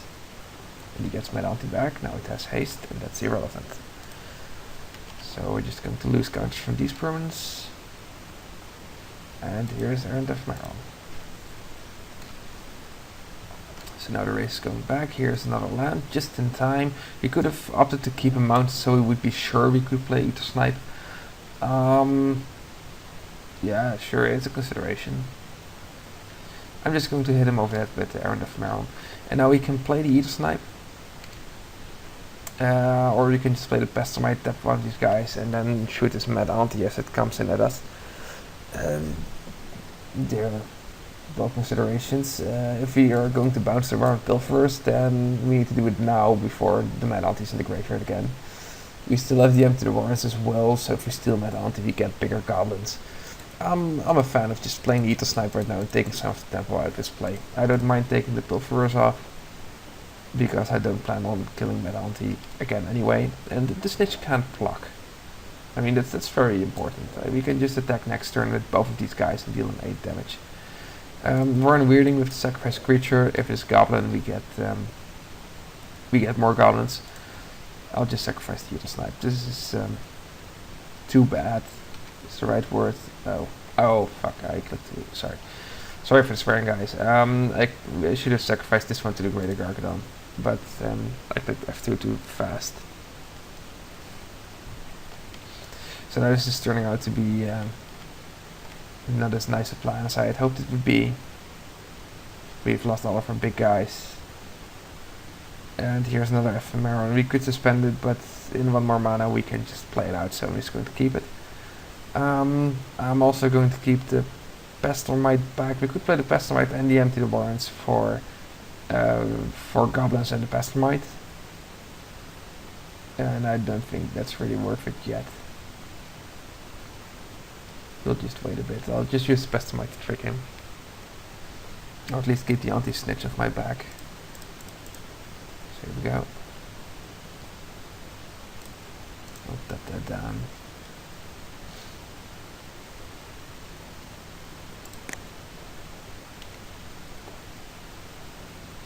And then we can propose a trade Mad Anti for the Pestilmite. Afterwards playing the Warrant Pilfers and getting it back again. And it seems like, oh, he's just using 7 shock. Well, then we can't even do it like that. Still seems like a solid deal to kill him and just get the Warrant Pilfers out again. Here they are. He can play the Pilfers and the Mad Anti, so that's okay. He has no more cards left, just the Mad Anti, which we already know. So if we draw a land, we can even just get the Pilfers, steal the Pilfers. If we don't get a land, we get Echoing Truth. Echoing Truth doesn't do a whole lot for us. We can bounce the Warrant Pilfers again, and then make Empty the Warrants tokens. Which doesn't seem like a really good deal. We can also bounce Anti-Snitch, which would prevent us the same amount of damage, and then make Empty the Warrants tokens. And then we have 4 Goblins. If we draw a land, we can play the Take Possession on his Mad Anti, which he's going to play.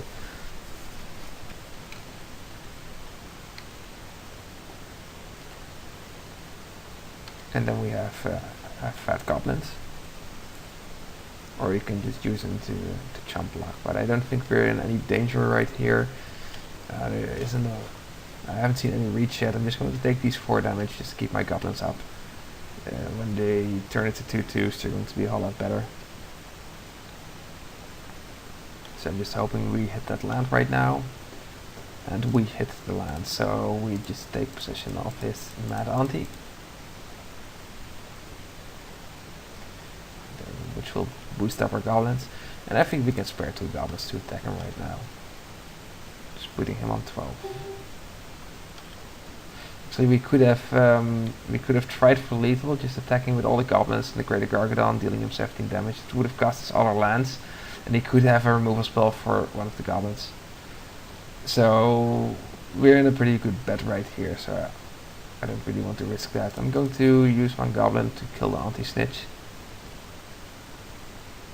We could sacrifice the Gargadon, but once again, I don't see any use for that.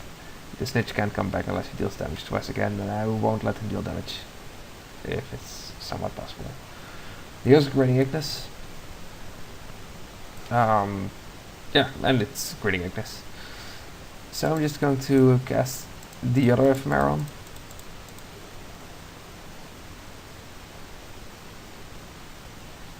And I'm going to hold back for a turn to be lethal next turn.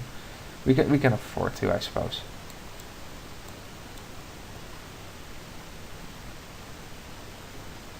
He has Slaughter Pact to kill the Ephemeron. And yeah, he has more than enough mana, so I'm just going to sacrifice to the Gargadon this time. It's countered, so he doesn't have to pay in his upkeep, but if he had to pay, he still had 5 land left, so that's no use for us. The Gargadon gets to 3 counters, so I think we have Sting Scorcher as well, which is beautiful. So I'm just going to bounce that. And then I'm going to Eagle Lands. This one, and this one. I'm not playing the Grinning Ignis yet. I think we win, and we did. So no reason to show him that. I see that we do have some combo potential with Empty the Warrants. Okay, so he has a Goblin deck. It's probably very aggressive. So we're going to change some things around. We're going to take out the Logic Knot, because I don't think that's very good against him. I did like to take possession, but it's very slow. I think I like the Echoing Truth more. Just messing with his combat. He's probably going to have a lot of multiples. I things like there's basically one, maybe two Goblin Drafters in the draft, and he will have all those anti-snitches that go around. He will have a lot of Warrant Pilfers because they're common. He'll have more of those cards. So I'm just going to put the Echoing Truth. And I think that's about it. I don't really like all the other cards. You could think about Mod just does Changeling because it trades with an anti-snitch, but I don't think that's really worth it. We already have the Mock War Marshals and stuff, so just leave it as this. I'm leaving one Take Possession in. I know it's a bit slow, but it really was a lifesaver this time, so... Here we have the same type of hand as we did last game. This time he's throwing in the added bonus of Mulligan to 6. So yes, we're going to take this gamble again. We have the Errant Ephemeron. He did show he had removal in the form of the Warren Weirding, which means that we have to save our Goblin tokens this time, or at least one Goblin token. He's mulligan to 5 cards.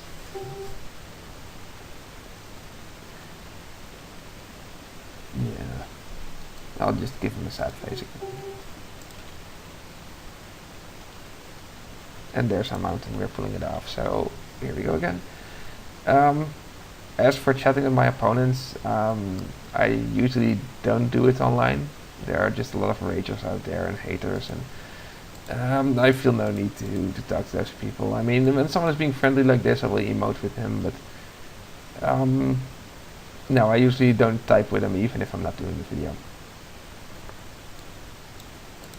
There's the anti-snitch, for which we will have once again the Mock War Marshal.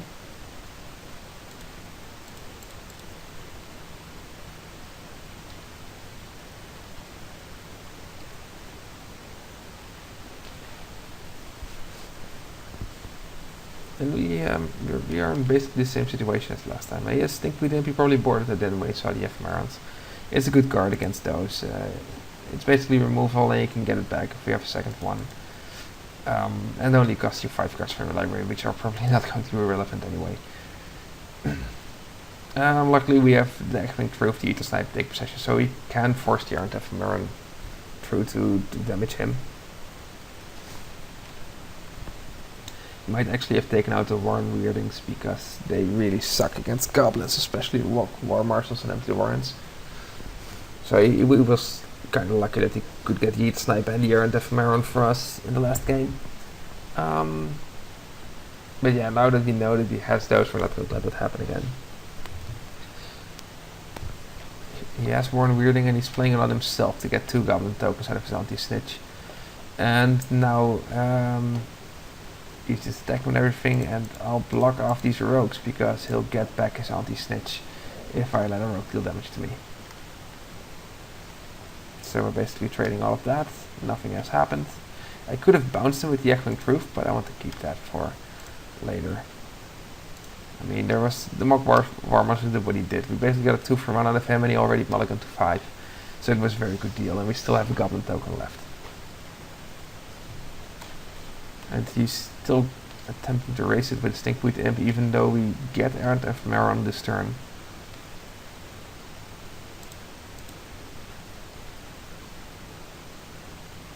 And there's another Echoing Truth, providing us with a little more stability against any rush plan he might have. Although the tempo preventing cards are not that good right now. He's killing Errant Ephemeron. We can save it with the Echoing Truths, but I feel no need to. We still have another big guy. We have a lot of big guys in the deck, and that might actually be better. Yeah, I'm just going to do it anyway. Well, yes, the Stinkweed Imp. This is a difficult decision. I mean, he has a Stinkweed Imp, so he can neutralize the Errant Ephemeron anyway. You can steal the Stinkweed Imp, I suppose, or bounce with the Ether Snipe, so you can take it off a bit. I'm just going to return to my hand and have the Errant Ephemeron extra.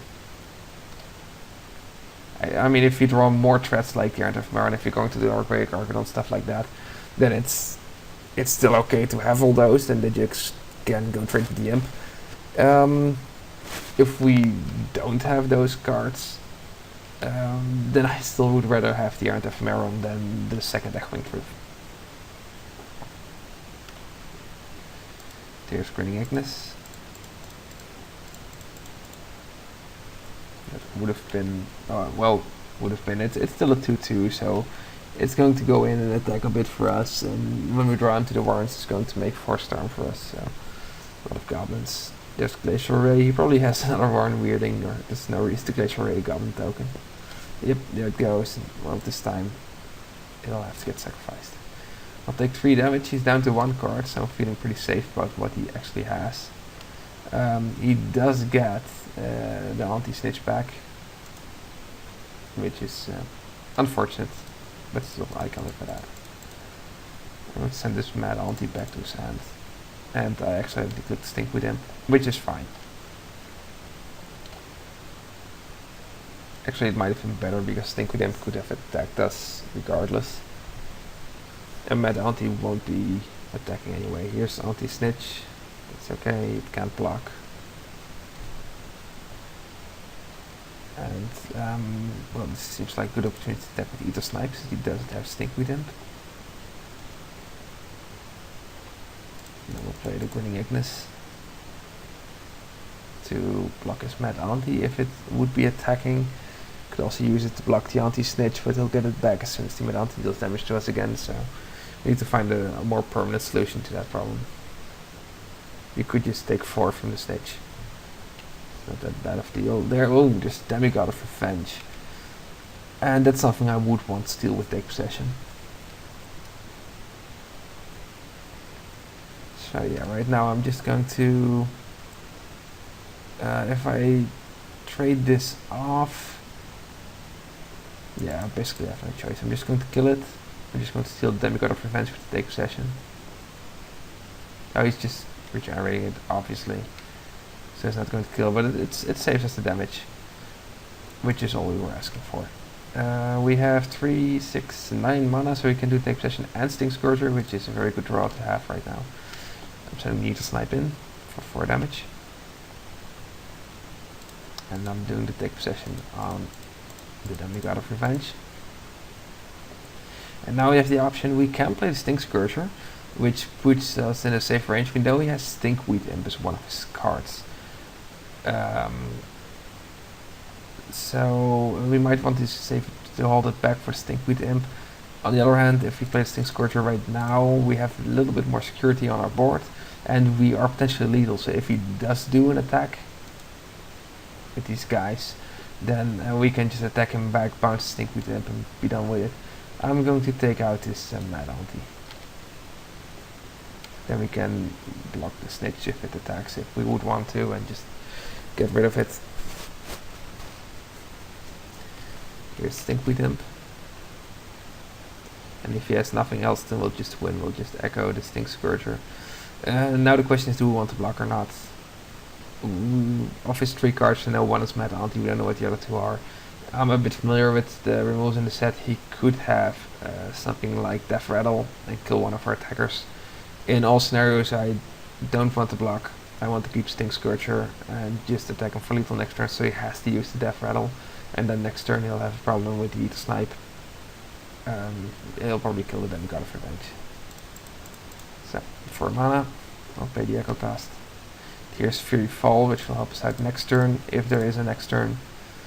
I'm just sending that back and taking this home for 11 damage.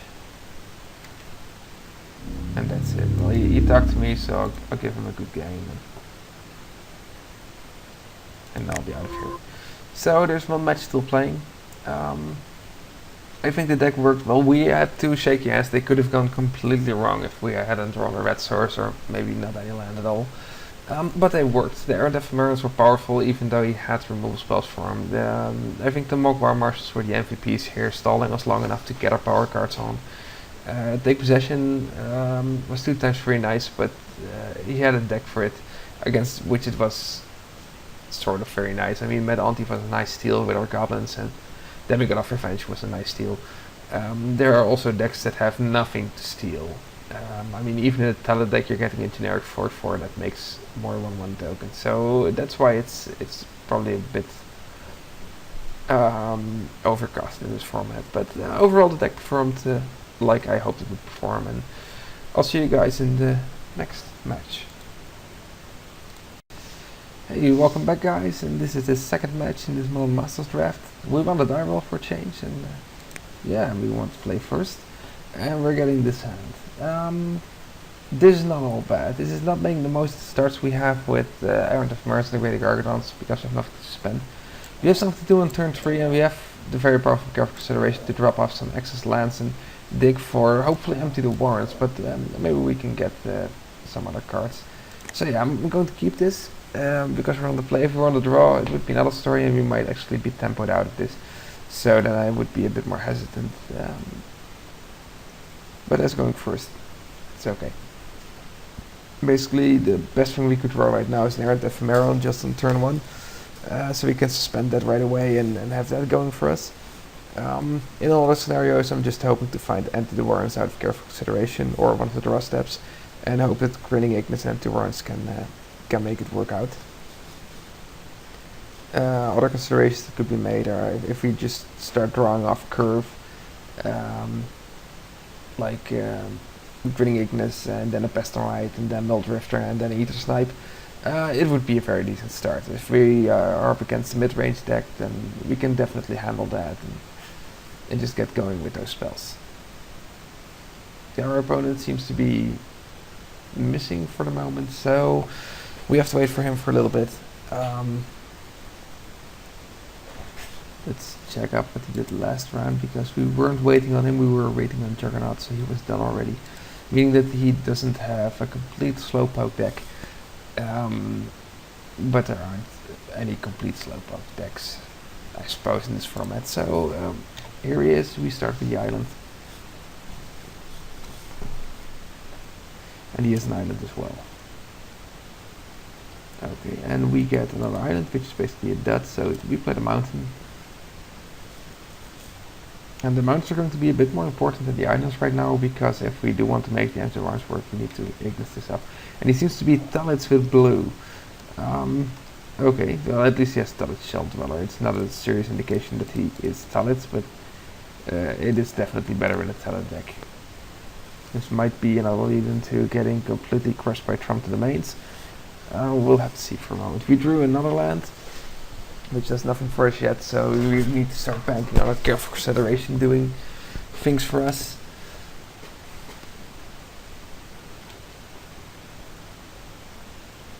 And here in the upkeep he has the Pestermite, shutting us out of probably a blue mana. Yeah, I'm just going to tap it for a blue mana anyway. And there it goes away. So I'm going to play another island to show that I wasn't vulnerable to that. But it still leaves us with nothing to do, since our auto draw is once again a land.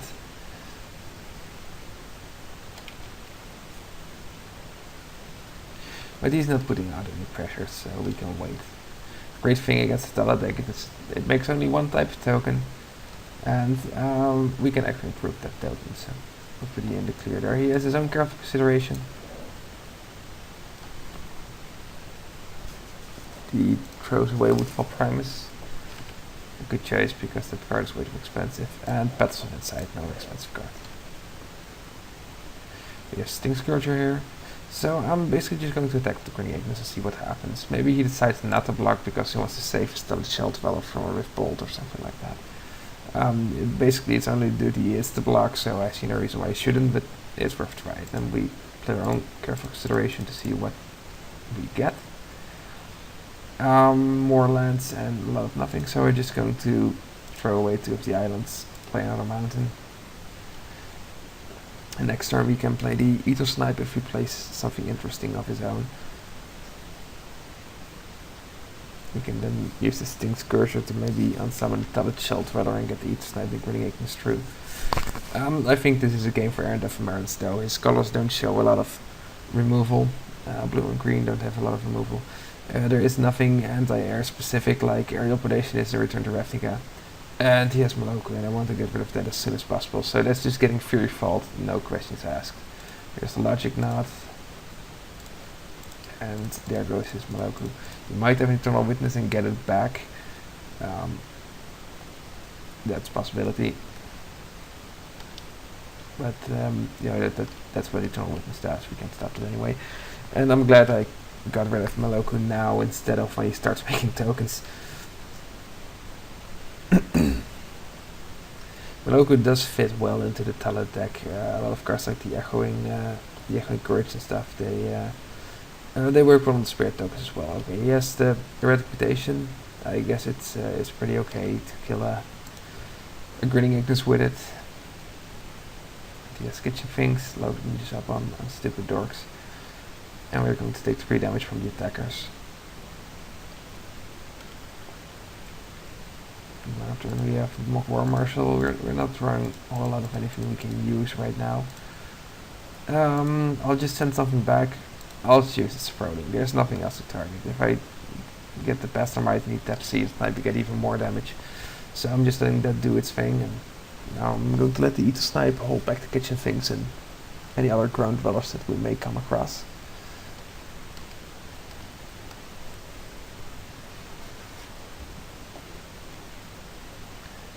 For 6 mana, he has Sit more Wood Readers with Kickers, so this game is getting out of hand.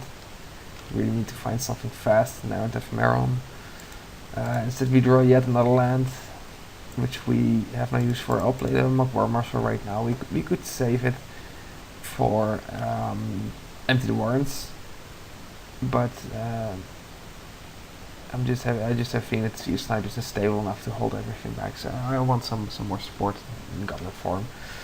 I'm keeping the Sting Scorcher back though. There's no point in bouncing the Pastormite off, so I'm leaving that right here till it finds something that is perhaps more useful.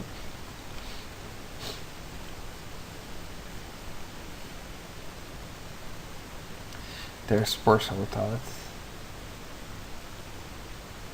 and Imperial Solar. Well, the Spore Solar Toilet I didn't mind so much. It's going to ramp up its talent count, but we're going to lose that anyway if we have to wait for it. Imperial Solar is bigger than our Eagle Snap, so I am going to counter this. How much for X? 3 I suppose. Okay. Just counter Imperial Solar. It's just too big. It's going to... You can block it with Mock War Marshals, but we can't kill it, and it's going to give us a bit of an advantage, so I'm just taking it out. I don't think he has a lot of threats going on anymore. At least Dallas deck has all of these kinds of Scarf cards. We have Torrent of Stone, which you can take out Pastormite. Or you can take out Spore Solar Talent. I think it's actually better to take out Spore Solar Talent. Just do it right now. And keep a bit of a lock on the Fatty and the Spore Solar and the Talents that are coming out. We are going to need one of our Errant Ephemerals to win this game, I think, so that would answer the Pastormite. And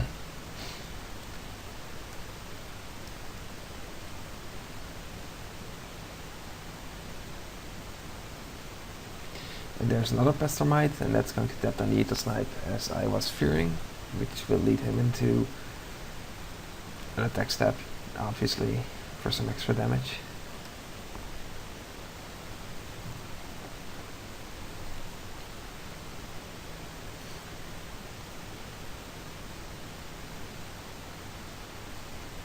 He's stepping out the Mock War Marshal. It's a pretty odd choice, but sure, why not? Maybe he has another answer for Eagle Snipe. He has Incremental Growth. Yeah, so he can lethal up with the Pastormites. Except that this one can't attack yet, so he totally put counters wrong.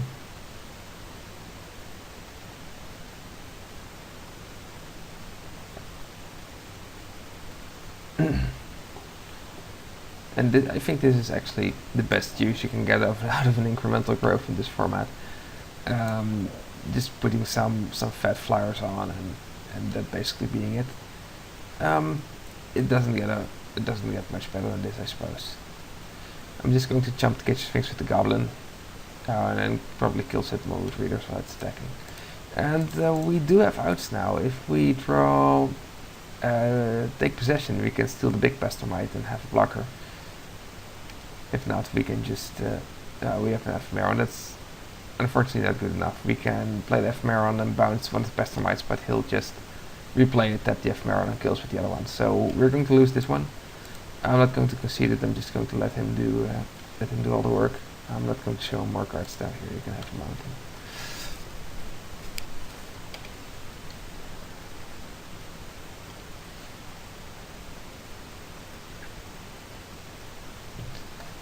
And he's attacking with everything, so I'm just blocking kitchen things. And that's it, so we lose this game. Okay, so he has Dalit, so I want this card in. I think Take Possession is really powerful since he doesn't have removal, or he probably shouldn't have removal. The other cards, not so much. So what are we going to take out? He could still have something like From to the Mains, but still Logic Knot is pretty much trading for a generic dude in this deck, so I'd rather have to Take Possession instead of the Logic Knot. The same goes for Traumatic Visions, but it still has basic land cycling. Let's see what we have. And for the rest, well, he could have his own Echoing Curse to counter the Empty Warrens, but I'll take that. I'll throw out the Traumatic Visions. We still have Free Fall, and our mana base is pretty solid, so I'll just switch it like this. And yes, I want to play this first. And this hand does a lot better. We have a Greater Gargadon and the Errant Ephemeron, and those are good creatures. The Gargadon might actually not be very good against all those Stallets, but well, we have ways to solve that. I'm definitely not mulliganing this. The red gap is going to shine against all those small creatures as well. And Bolt Rifter is another flyer. It recoups our cards and then goes on to deal some flying damage. Maybe trade with the Pestermite. That's all okay. Oh, that's our first Gargadon.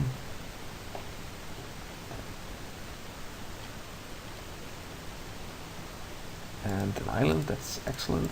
And we used to spend the Errant Ephemeron.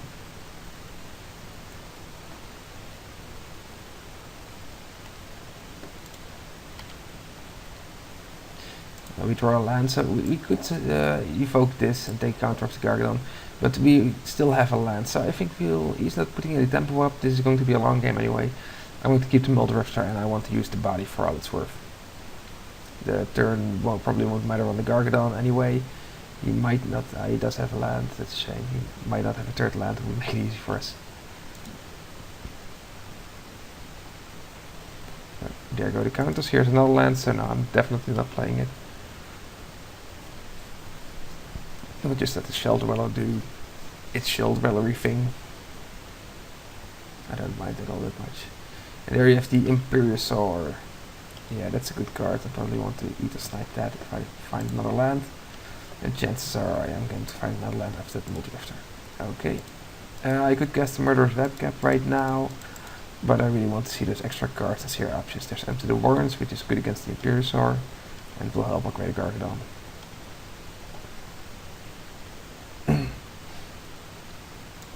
Next turn we get Errant Ephemeron anyway, so if we draw a cheap spell or Winning Ignis, then we might get 6 goblins or maybe 8 goblins if this is an Ignis.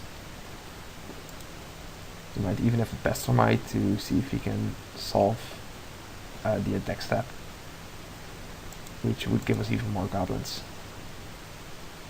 Okay, here's the Ephemeron, here's Mock War Marshal, something we can cast, that's excellent. Should be a lot of goblins. We'll just send these guys in. But unfortunately, he doesn't produce the Pestermite we hoped. But still, we have the War Marshal to look back on. And then we have Empty the Warrens with Double Storm, giving us a total of 8 goblins. 6 from the Empty Warrens and the War Marshal and the Goblin itself. He has a Red Mutation. This is a bit of a gamble on his part. He probably has a lot of fatties that can kill the Ephemeron. He can't sacrifice it to take out the Greater Gargadon. I think that the counter on the Gargadon is pretty much irrelevant at this point, so I'm just hoping he's going to miss. And look at all those lands he had. And Sporso Talent killing it. And they all go to the bottom of the library. Still, no problem. We are getting a lot of goblins out of this. The goblins can run the race for us, basically. His Imperiosaur is completely neutralized by all these chump blockers. Okay, so end of turn I'm going to eat a Mock War Marshal, giving us a replacement goblin, removing counter from the Greater Gargadon.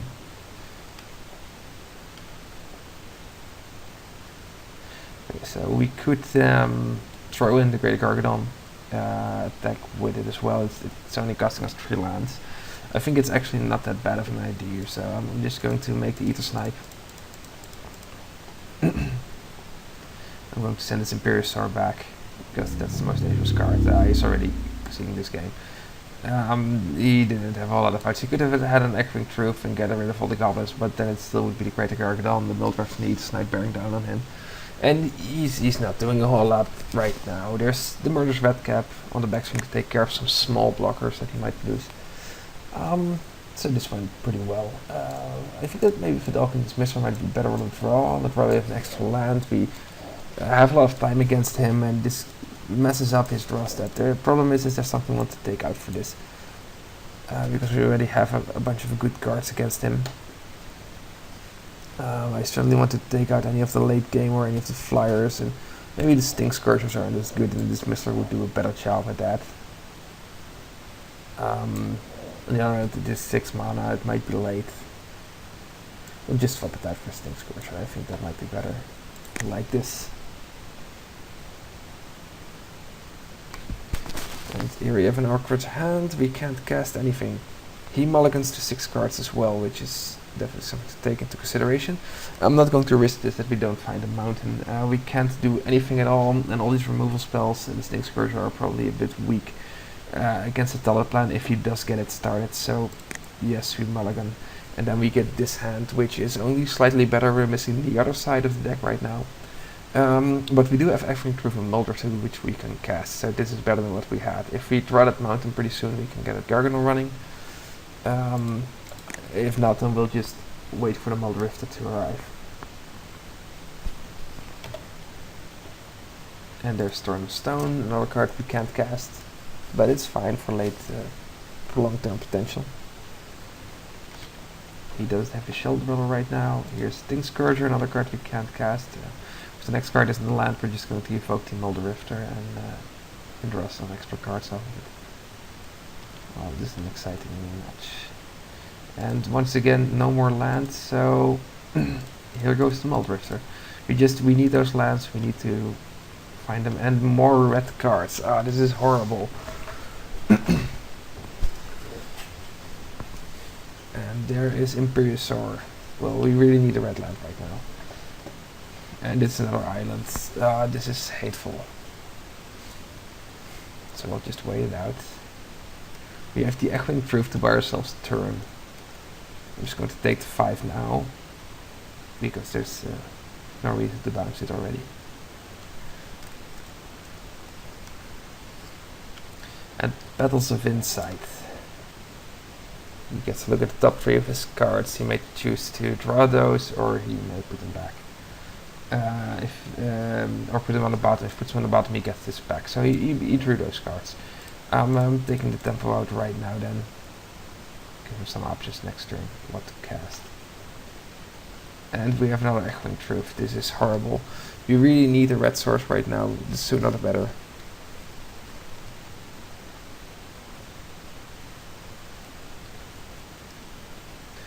And that's probably Imperiosaur. Yes, it is. And there's our mountain. Now the question is, what are we going to cast with it?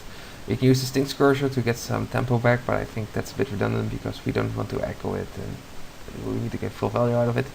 Good to spend the Gargadon, it means taking another 5, or maybe using Echoing Truth and bounce it back again, but well, yeah, once again it's a bit premature for that as well. I think the major contenders are playing the Mog War Marshal, and having a blocker for that, or using the Greater Gargadon, spending it, and then it can get in a turn sooner from the Mog War Marshal. This plan means taking 5 damage, but there's nothing that can go wrong if we have something like a big pump spell. We have Echoing Truth, and the only pump spell I know of is the Echoing Courage, +2/+2, and the Incremental Growth, which doesn't have enough creatures. So I think we're pretty safe spending the Gargadon, but buying us some more life gives us some more moving time, and I'm wondering how good Gargadon is going to be. Well, he doesn't have any talent yet. So yeah, I'm just going to spend this and get the most value out of the Mog War Marshal as well. We still have some stalling potential. Maybe if we draw a second red source, we can just block by the Goblin, and then turn to stone the Imperiosaur and get rid of it. Although I think that would be a bit of a bad deal, since we can hold off the Imperiosaur pretty long, and take possession can just give us a steal of it, which is pretty good because it will be a problem for him too. And a Turn to Stone can then be used to solve something like Sportsaur or Talent or one of his flying creatures.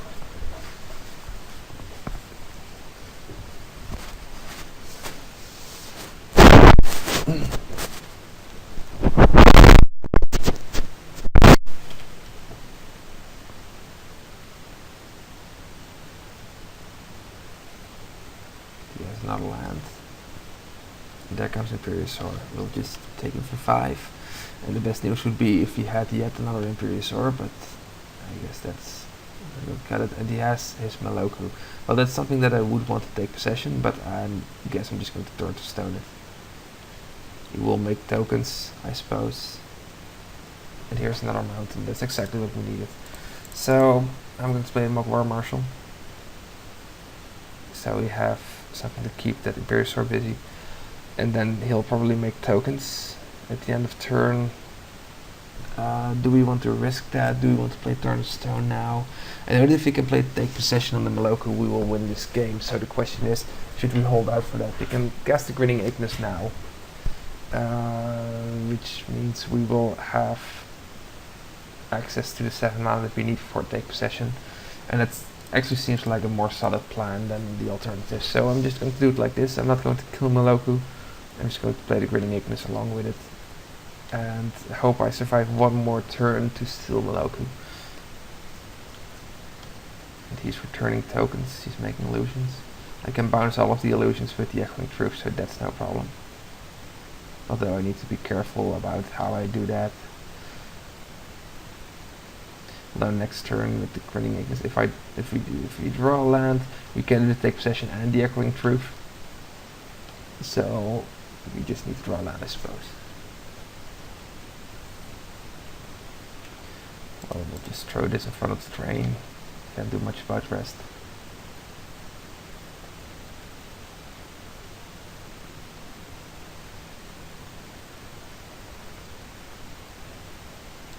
I will just sacrifice the Mogwai Marshal.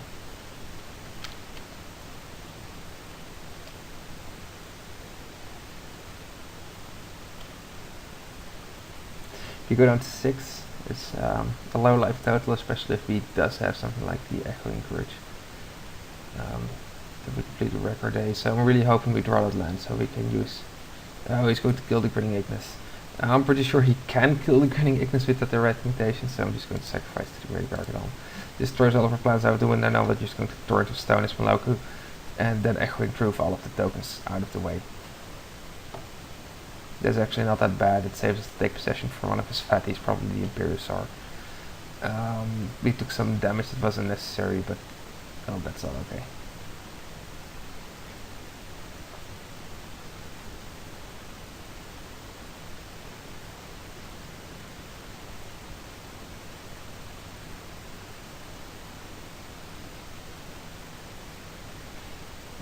Going to use more mana. He's going to exile Search for Tomorrow. He still has Woodfall Primus in his deck, so he might be having that. Here's a land. Oh, he would roll land. That's a shame. We could also make the Take Possession now and still steal the Maloku. It's still a plan. I'm just not really a fan of it at this point. Simply because he could make 2 more tokens, and he has 4 tokens out there. Put us on 2. We die to pretty much every trick, and he still has Pestomites, which you can kill us at the end of the turn. So no, thank you. We are pretty safe. I don't want to lose my Turn to Stone to that trick, so his Maloku lives. So I'm just going to leave it like this. I'm not going to attack. He might have one of his Pestomites, and we'll have to take 5 from the Imperiosaur, and that seems like an even worse plan. Of course, we could drop the Great Archon on the Imperiosaur if we really wanted to. It means sacrificing all of our lands, and I'm really hoping that that a Take Possession will do something for us. So I'm just going to skip ahead. Yeah, no attackers.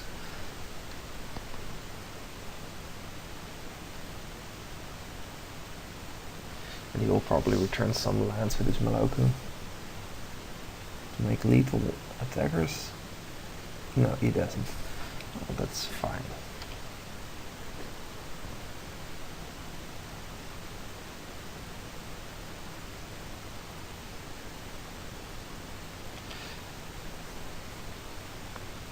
Everything is attacking. I'll just block it like this. See if he has effects.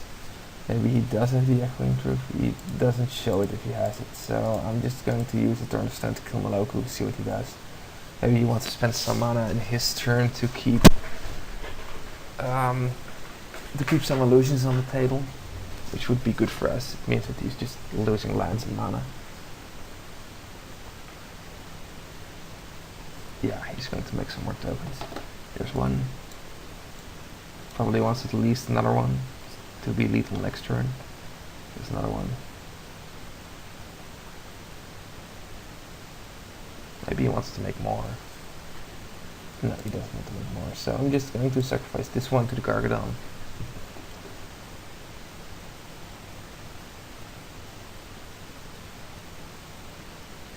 And then I'm going to let the Tornstone resolve. And then I'm going to bounce one of the attackers. He could counter the Echoing Truth by removing the illusion, but then we'll take one less damage.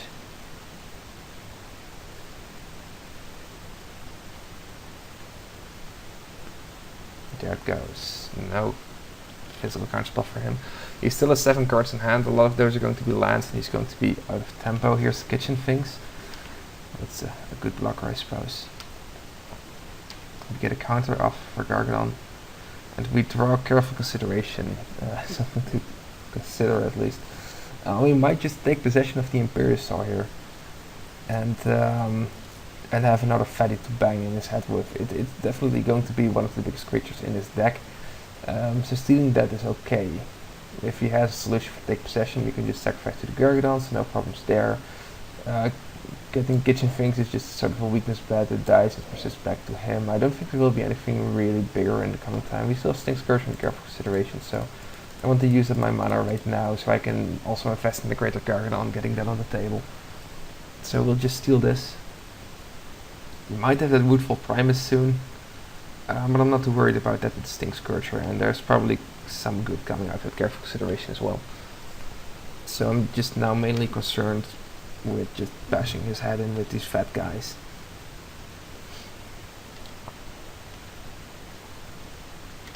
So he has 6 more cards, at least 3 of them are lands. Oh, there's a Plains, so it might be thrown to the mains time.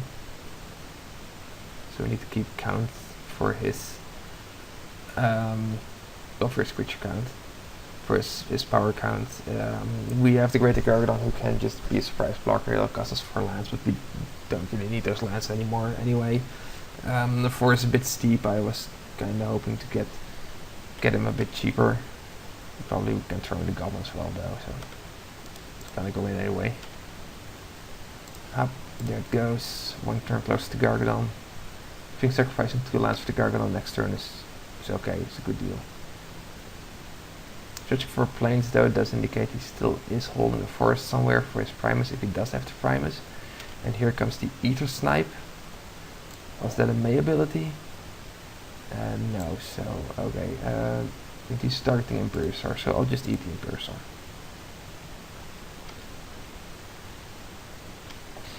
Okay, so there goes off another counter from the Greater Gargadon. Just Grinning Ignis. There is a situation here where I can bounce Stink Scourger, where I can use Stink Scourger to bounce Ether Snipe, but I'm not looking forward to that. I'm just going to play the Careful Consideration in my main phase to see what we get, and then take out the Gargadon and see what we do. 4 cards, all spells. Difficult. We have the Grinning Ignis and the Empty the Warrens, which means that we will be able to have some Storm Cone going. The take possession is very powerful, so I think one of the weakest cards is the second Great Gargadon, which we are probably going to drop. And then we need to decide what we want to do. I think that the Empty the Warrens Grinning Ignis plan is solid, will give us a lot of goblins, especially if we draw a mountain. The take possession will probably be necessary to take off one of his fatties.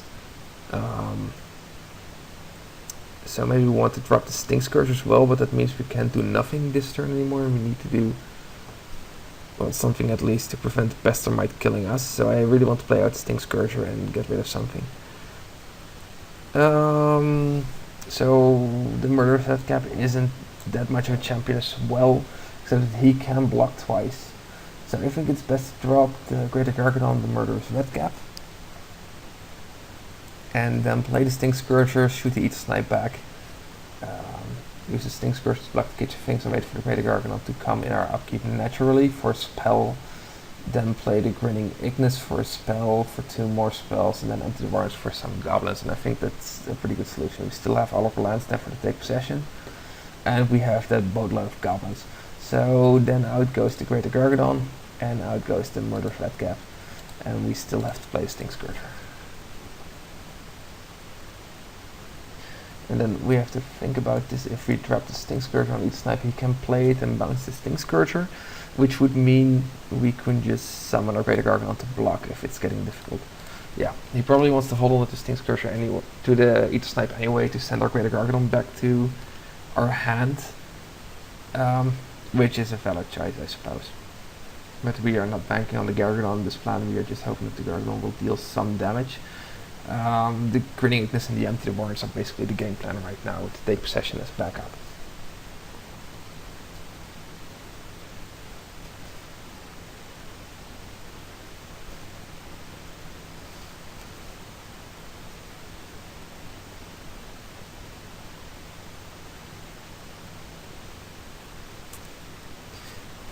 Now let's see how this is going. We could possibly drop the take possession step the second Gargadon, then suspend the second Gargadon, and then if we had drawn a land, we could have shot the second Gargadon in as well for 2 extra goblins, going all in on 2 Greater Gargadons and I think 10 Goblin tokens.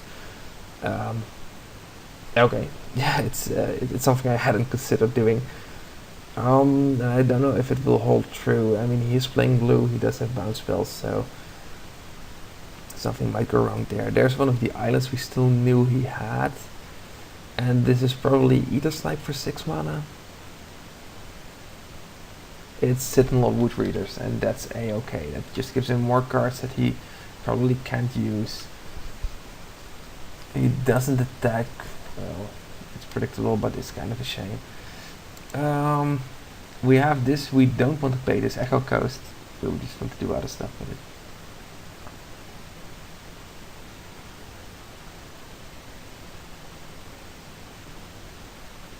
So yeah, let it die.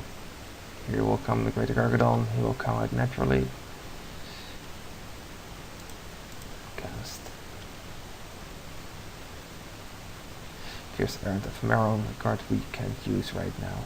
So this is our first spell, this will be our second spell. We can return him as a, and play him again as a third spell, return him, empty the Warrens, 8 goblins. 8 goblins sounds pretty good. I'm going to see if he wants to add something to our flavor by just slamming him in the head with a Greater Gargadon. They're probably blocked up with the Kitchen Finks.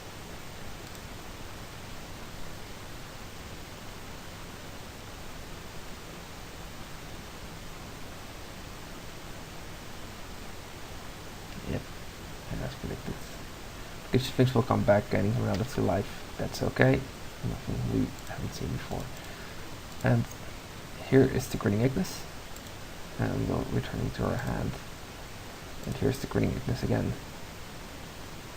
And we'll return him to our hand. And with 1 mana more, we can play Empty the Warrens and get us those promised 8 goblins. Now, the expected response will be that he replaces Eater Snipe, bounces the Greater Gargadon off, and that's fine. You know, that's fine. We come back with take possession, we take his... He might even want to attack. I don't think he wants to attack because those are bad trades for those Goblin tokens.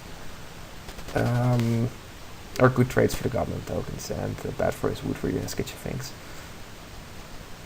Then we can just take possession to steal the Eater Snipe and still get in middle of the Goblins. Next turn we can play the Errant Ephemeron, or perhaps the Grinning Ignis, and get the mana out again to play the Greater Gargadon. He's bouncing a random Goblin. Sure.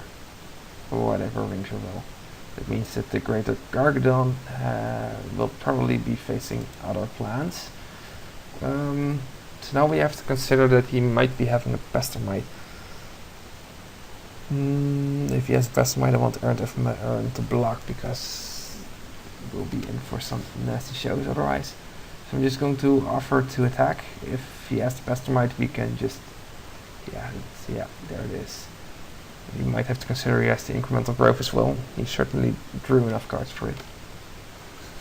Which means we might change our game plan. We can still attack with some of the goblins. 2 of them will die to those creatures. So all the others can get through. Which will be a maximum of 6 damage if we go all in. But if we go all in, we'll be dead on the backswing. So I'm just keeping them all back.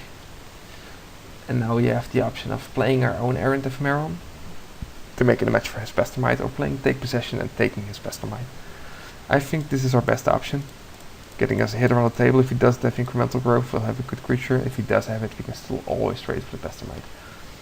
And if he wants to just set up some incremental growth setup, that's fine as well. Then we can just take possession of his big Pestermite and just take it to the air.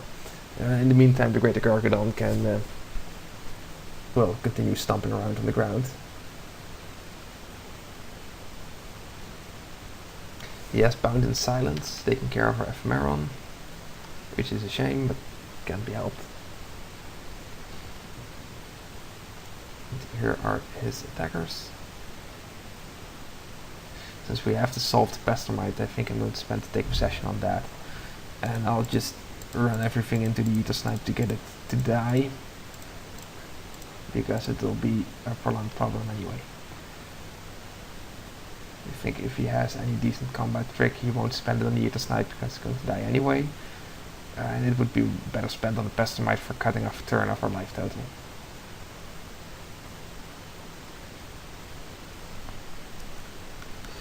We are out of X-Wing Truce, I suppose. Yeah, we have 2. So we can get the Bound in Silence out of our Ephemeron, but we can still draw an Ether Snipe. So we can get an attack step out of it, or you can just bounce it back and play it again. And here he has another Ether Snipe. This one will probably go for the Gargadon. Yeah, it almost had to. Okay, so we draw a card and we draw our own Pestermite. That's pretty good. It can trade with his Pestermite, no problems there. We have 8 lands, so we are close to Greater Gargadon. So what we're going to do here is we're just going to play the Grinning Ignis. And when he declares his attackers, we'll play our Pestermite, tapping down his Ether Snipe and then trading Pestermites for Pestermites, if that is a viable option for him. And if he doesn't want to trade that, we'll just steal his Pestermite and then start the Air Wars. Yeah, so here comes our Pestermite.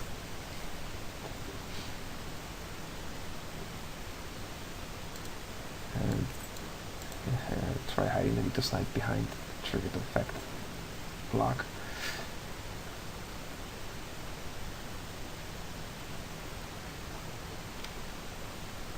Yeah, we won't tap it.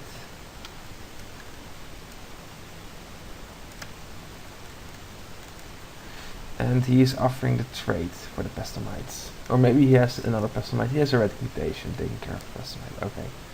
And there's still a Shield Dweller. Why couldn't he show the Shield Dweller when we had our Errant Ephemeron?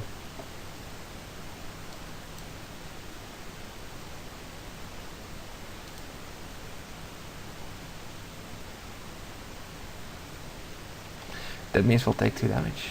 Yeah, I can't make anything else out of it. And then he has Careful Consideration to rock some more cards. There is a possibility that we might run him through his deck. It's remote, I think he'll kill us before that happens. There's another Imperiosaur. Just being huge. Well, we have no choice here, we'll have to take possession of the Pestermite or we'll die. So we'll just do that. And we might as well show our hand at this point, so I'm just going to play out the mountain. If we draw another land, we can just play Greater Gargadon next turn. We still have enough blockers to block stuff when it attacks. but it's going to lose his creatures, so we really need the Greater Gargadon to work. So we need to draw a land, or we can't lose the Green Ignis. But at this point, if he still has removal, I think it will be better spent than Green Ignis. Well, actually, Greater Gargadon is going to be a problem for him, so he needs to get rid of that. On the other hand, we need to get rid of that Pestilmite as soon as we can, because if he has drawn his Woodfall Primus by now, then he can straight take possession. Which would mean he'd get his Pestilmite back, which we lose to. So it might actually have been better to just use the Greater Gargadon in suspense, so he can get rid of it. But he has the incremental growth to make all of his guys fat. They're all lethal now, so we have to block all 4 of them, which is definitely bad news. And I'm trying to see if we have outs, if we can draw something like Heater Snipe here, but it seems pretty remote. Yeah, it doesn't matter how I block, I can't let anything come through.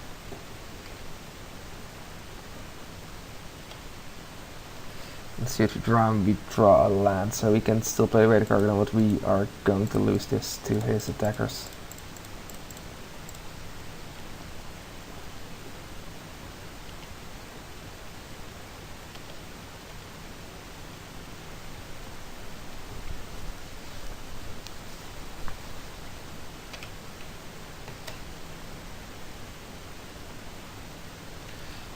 Yeah, we'll just block something for tokens here and hop like this, and we'll just take the other damage and we'll die.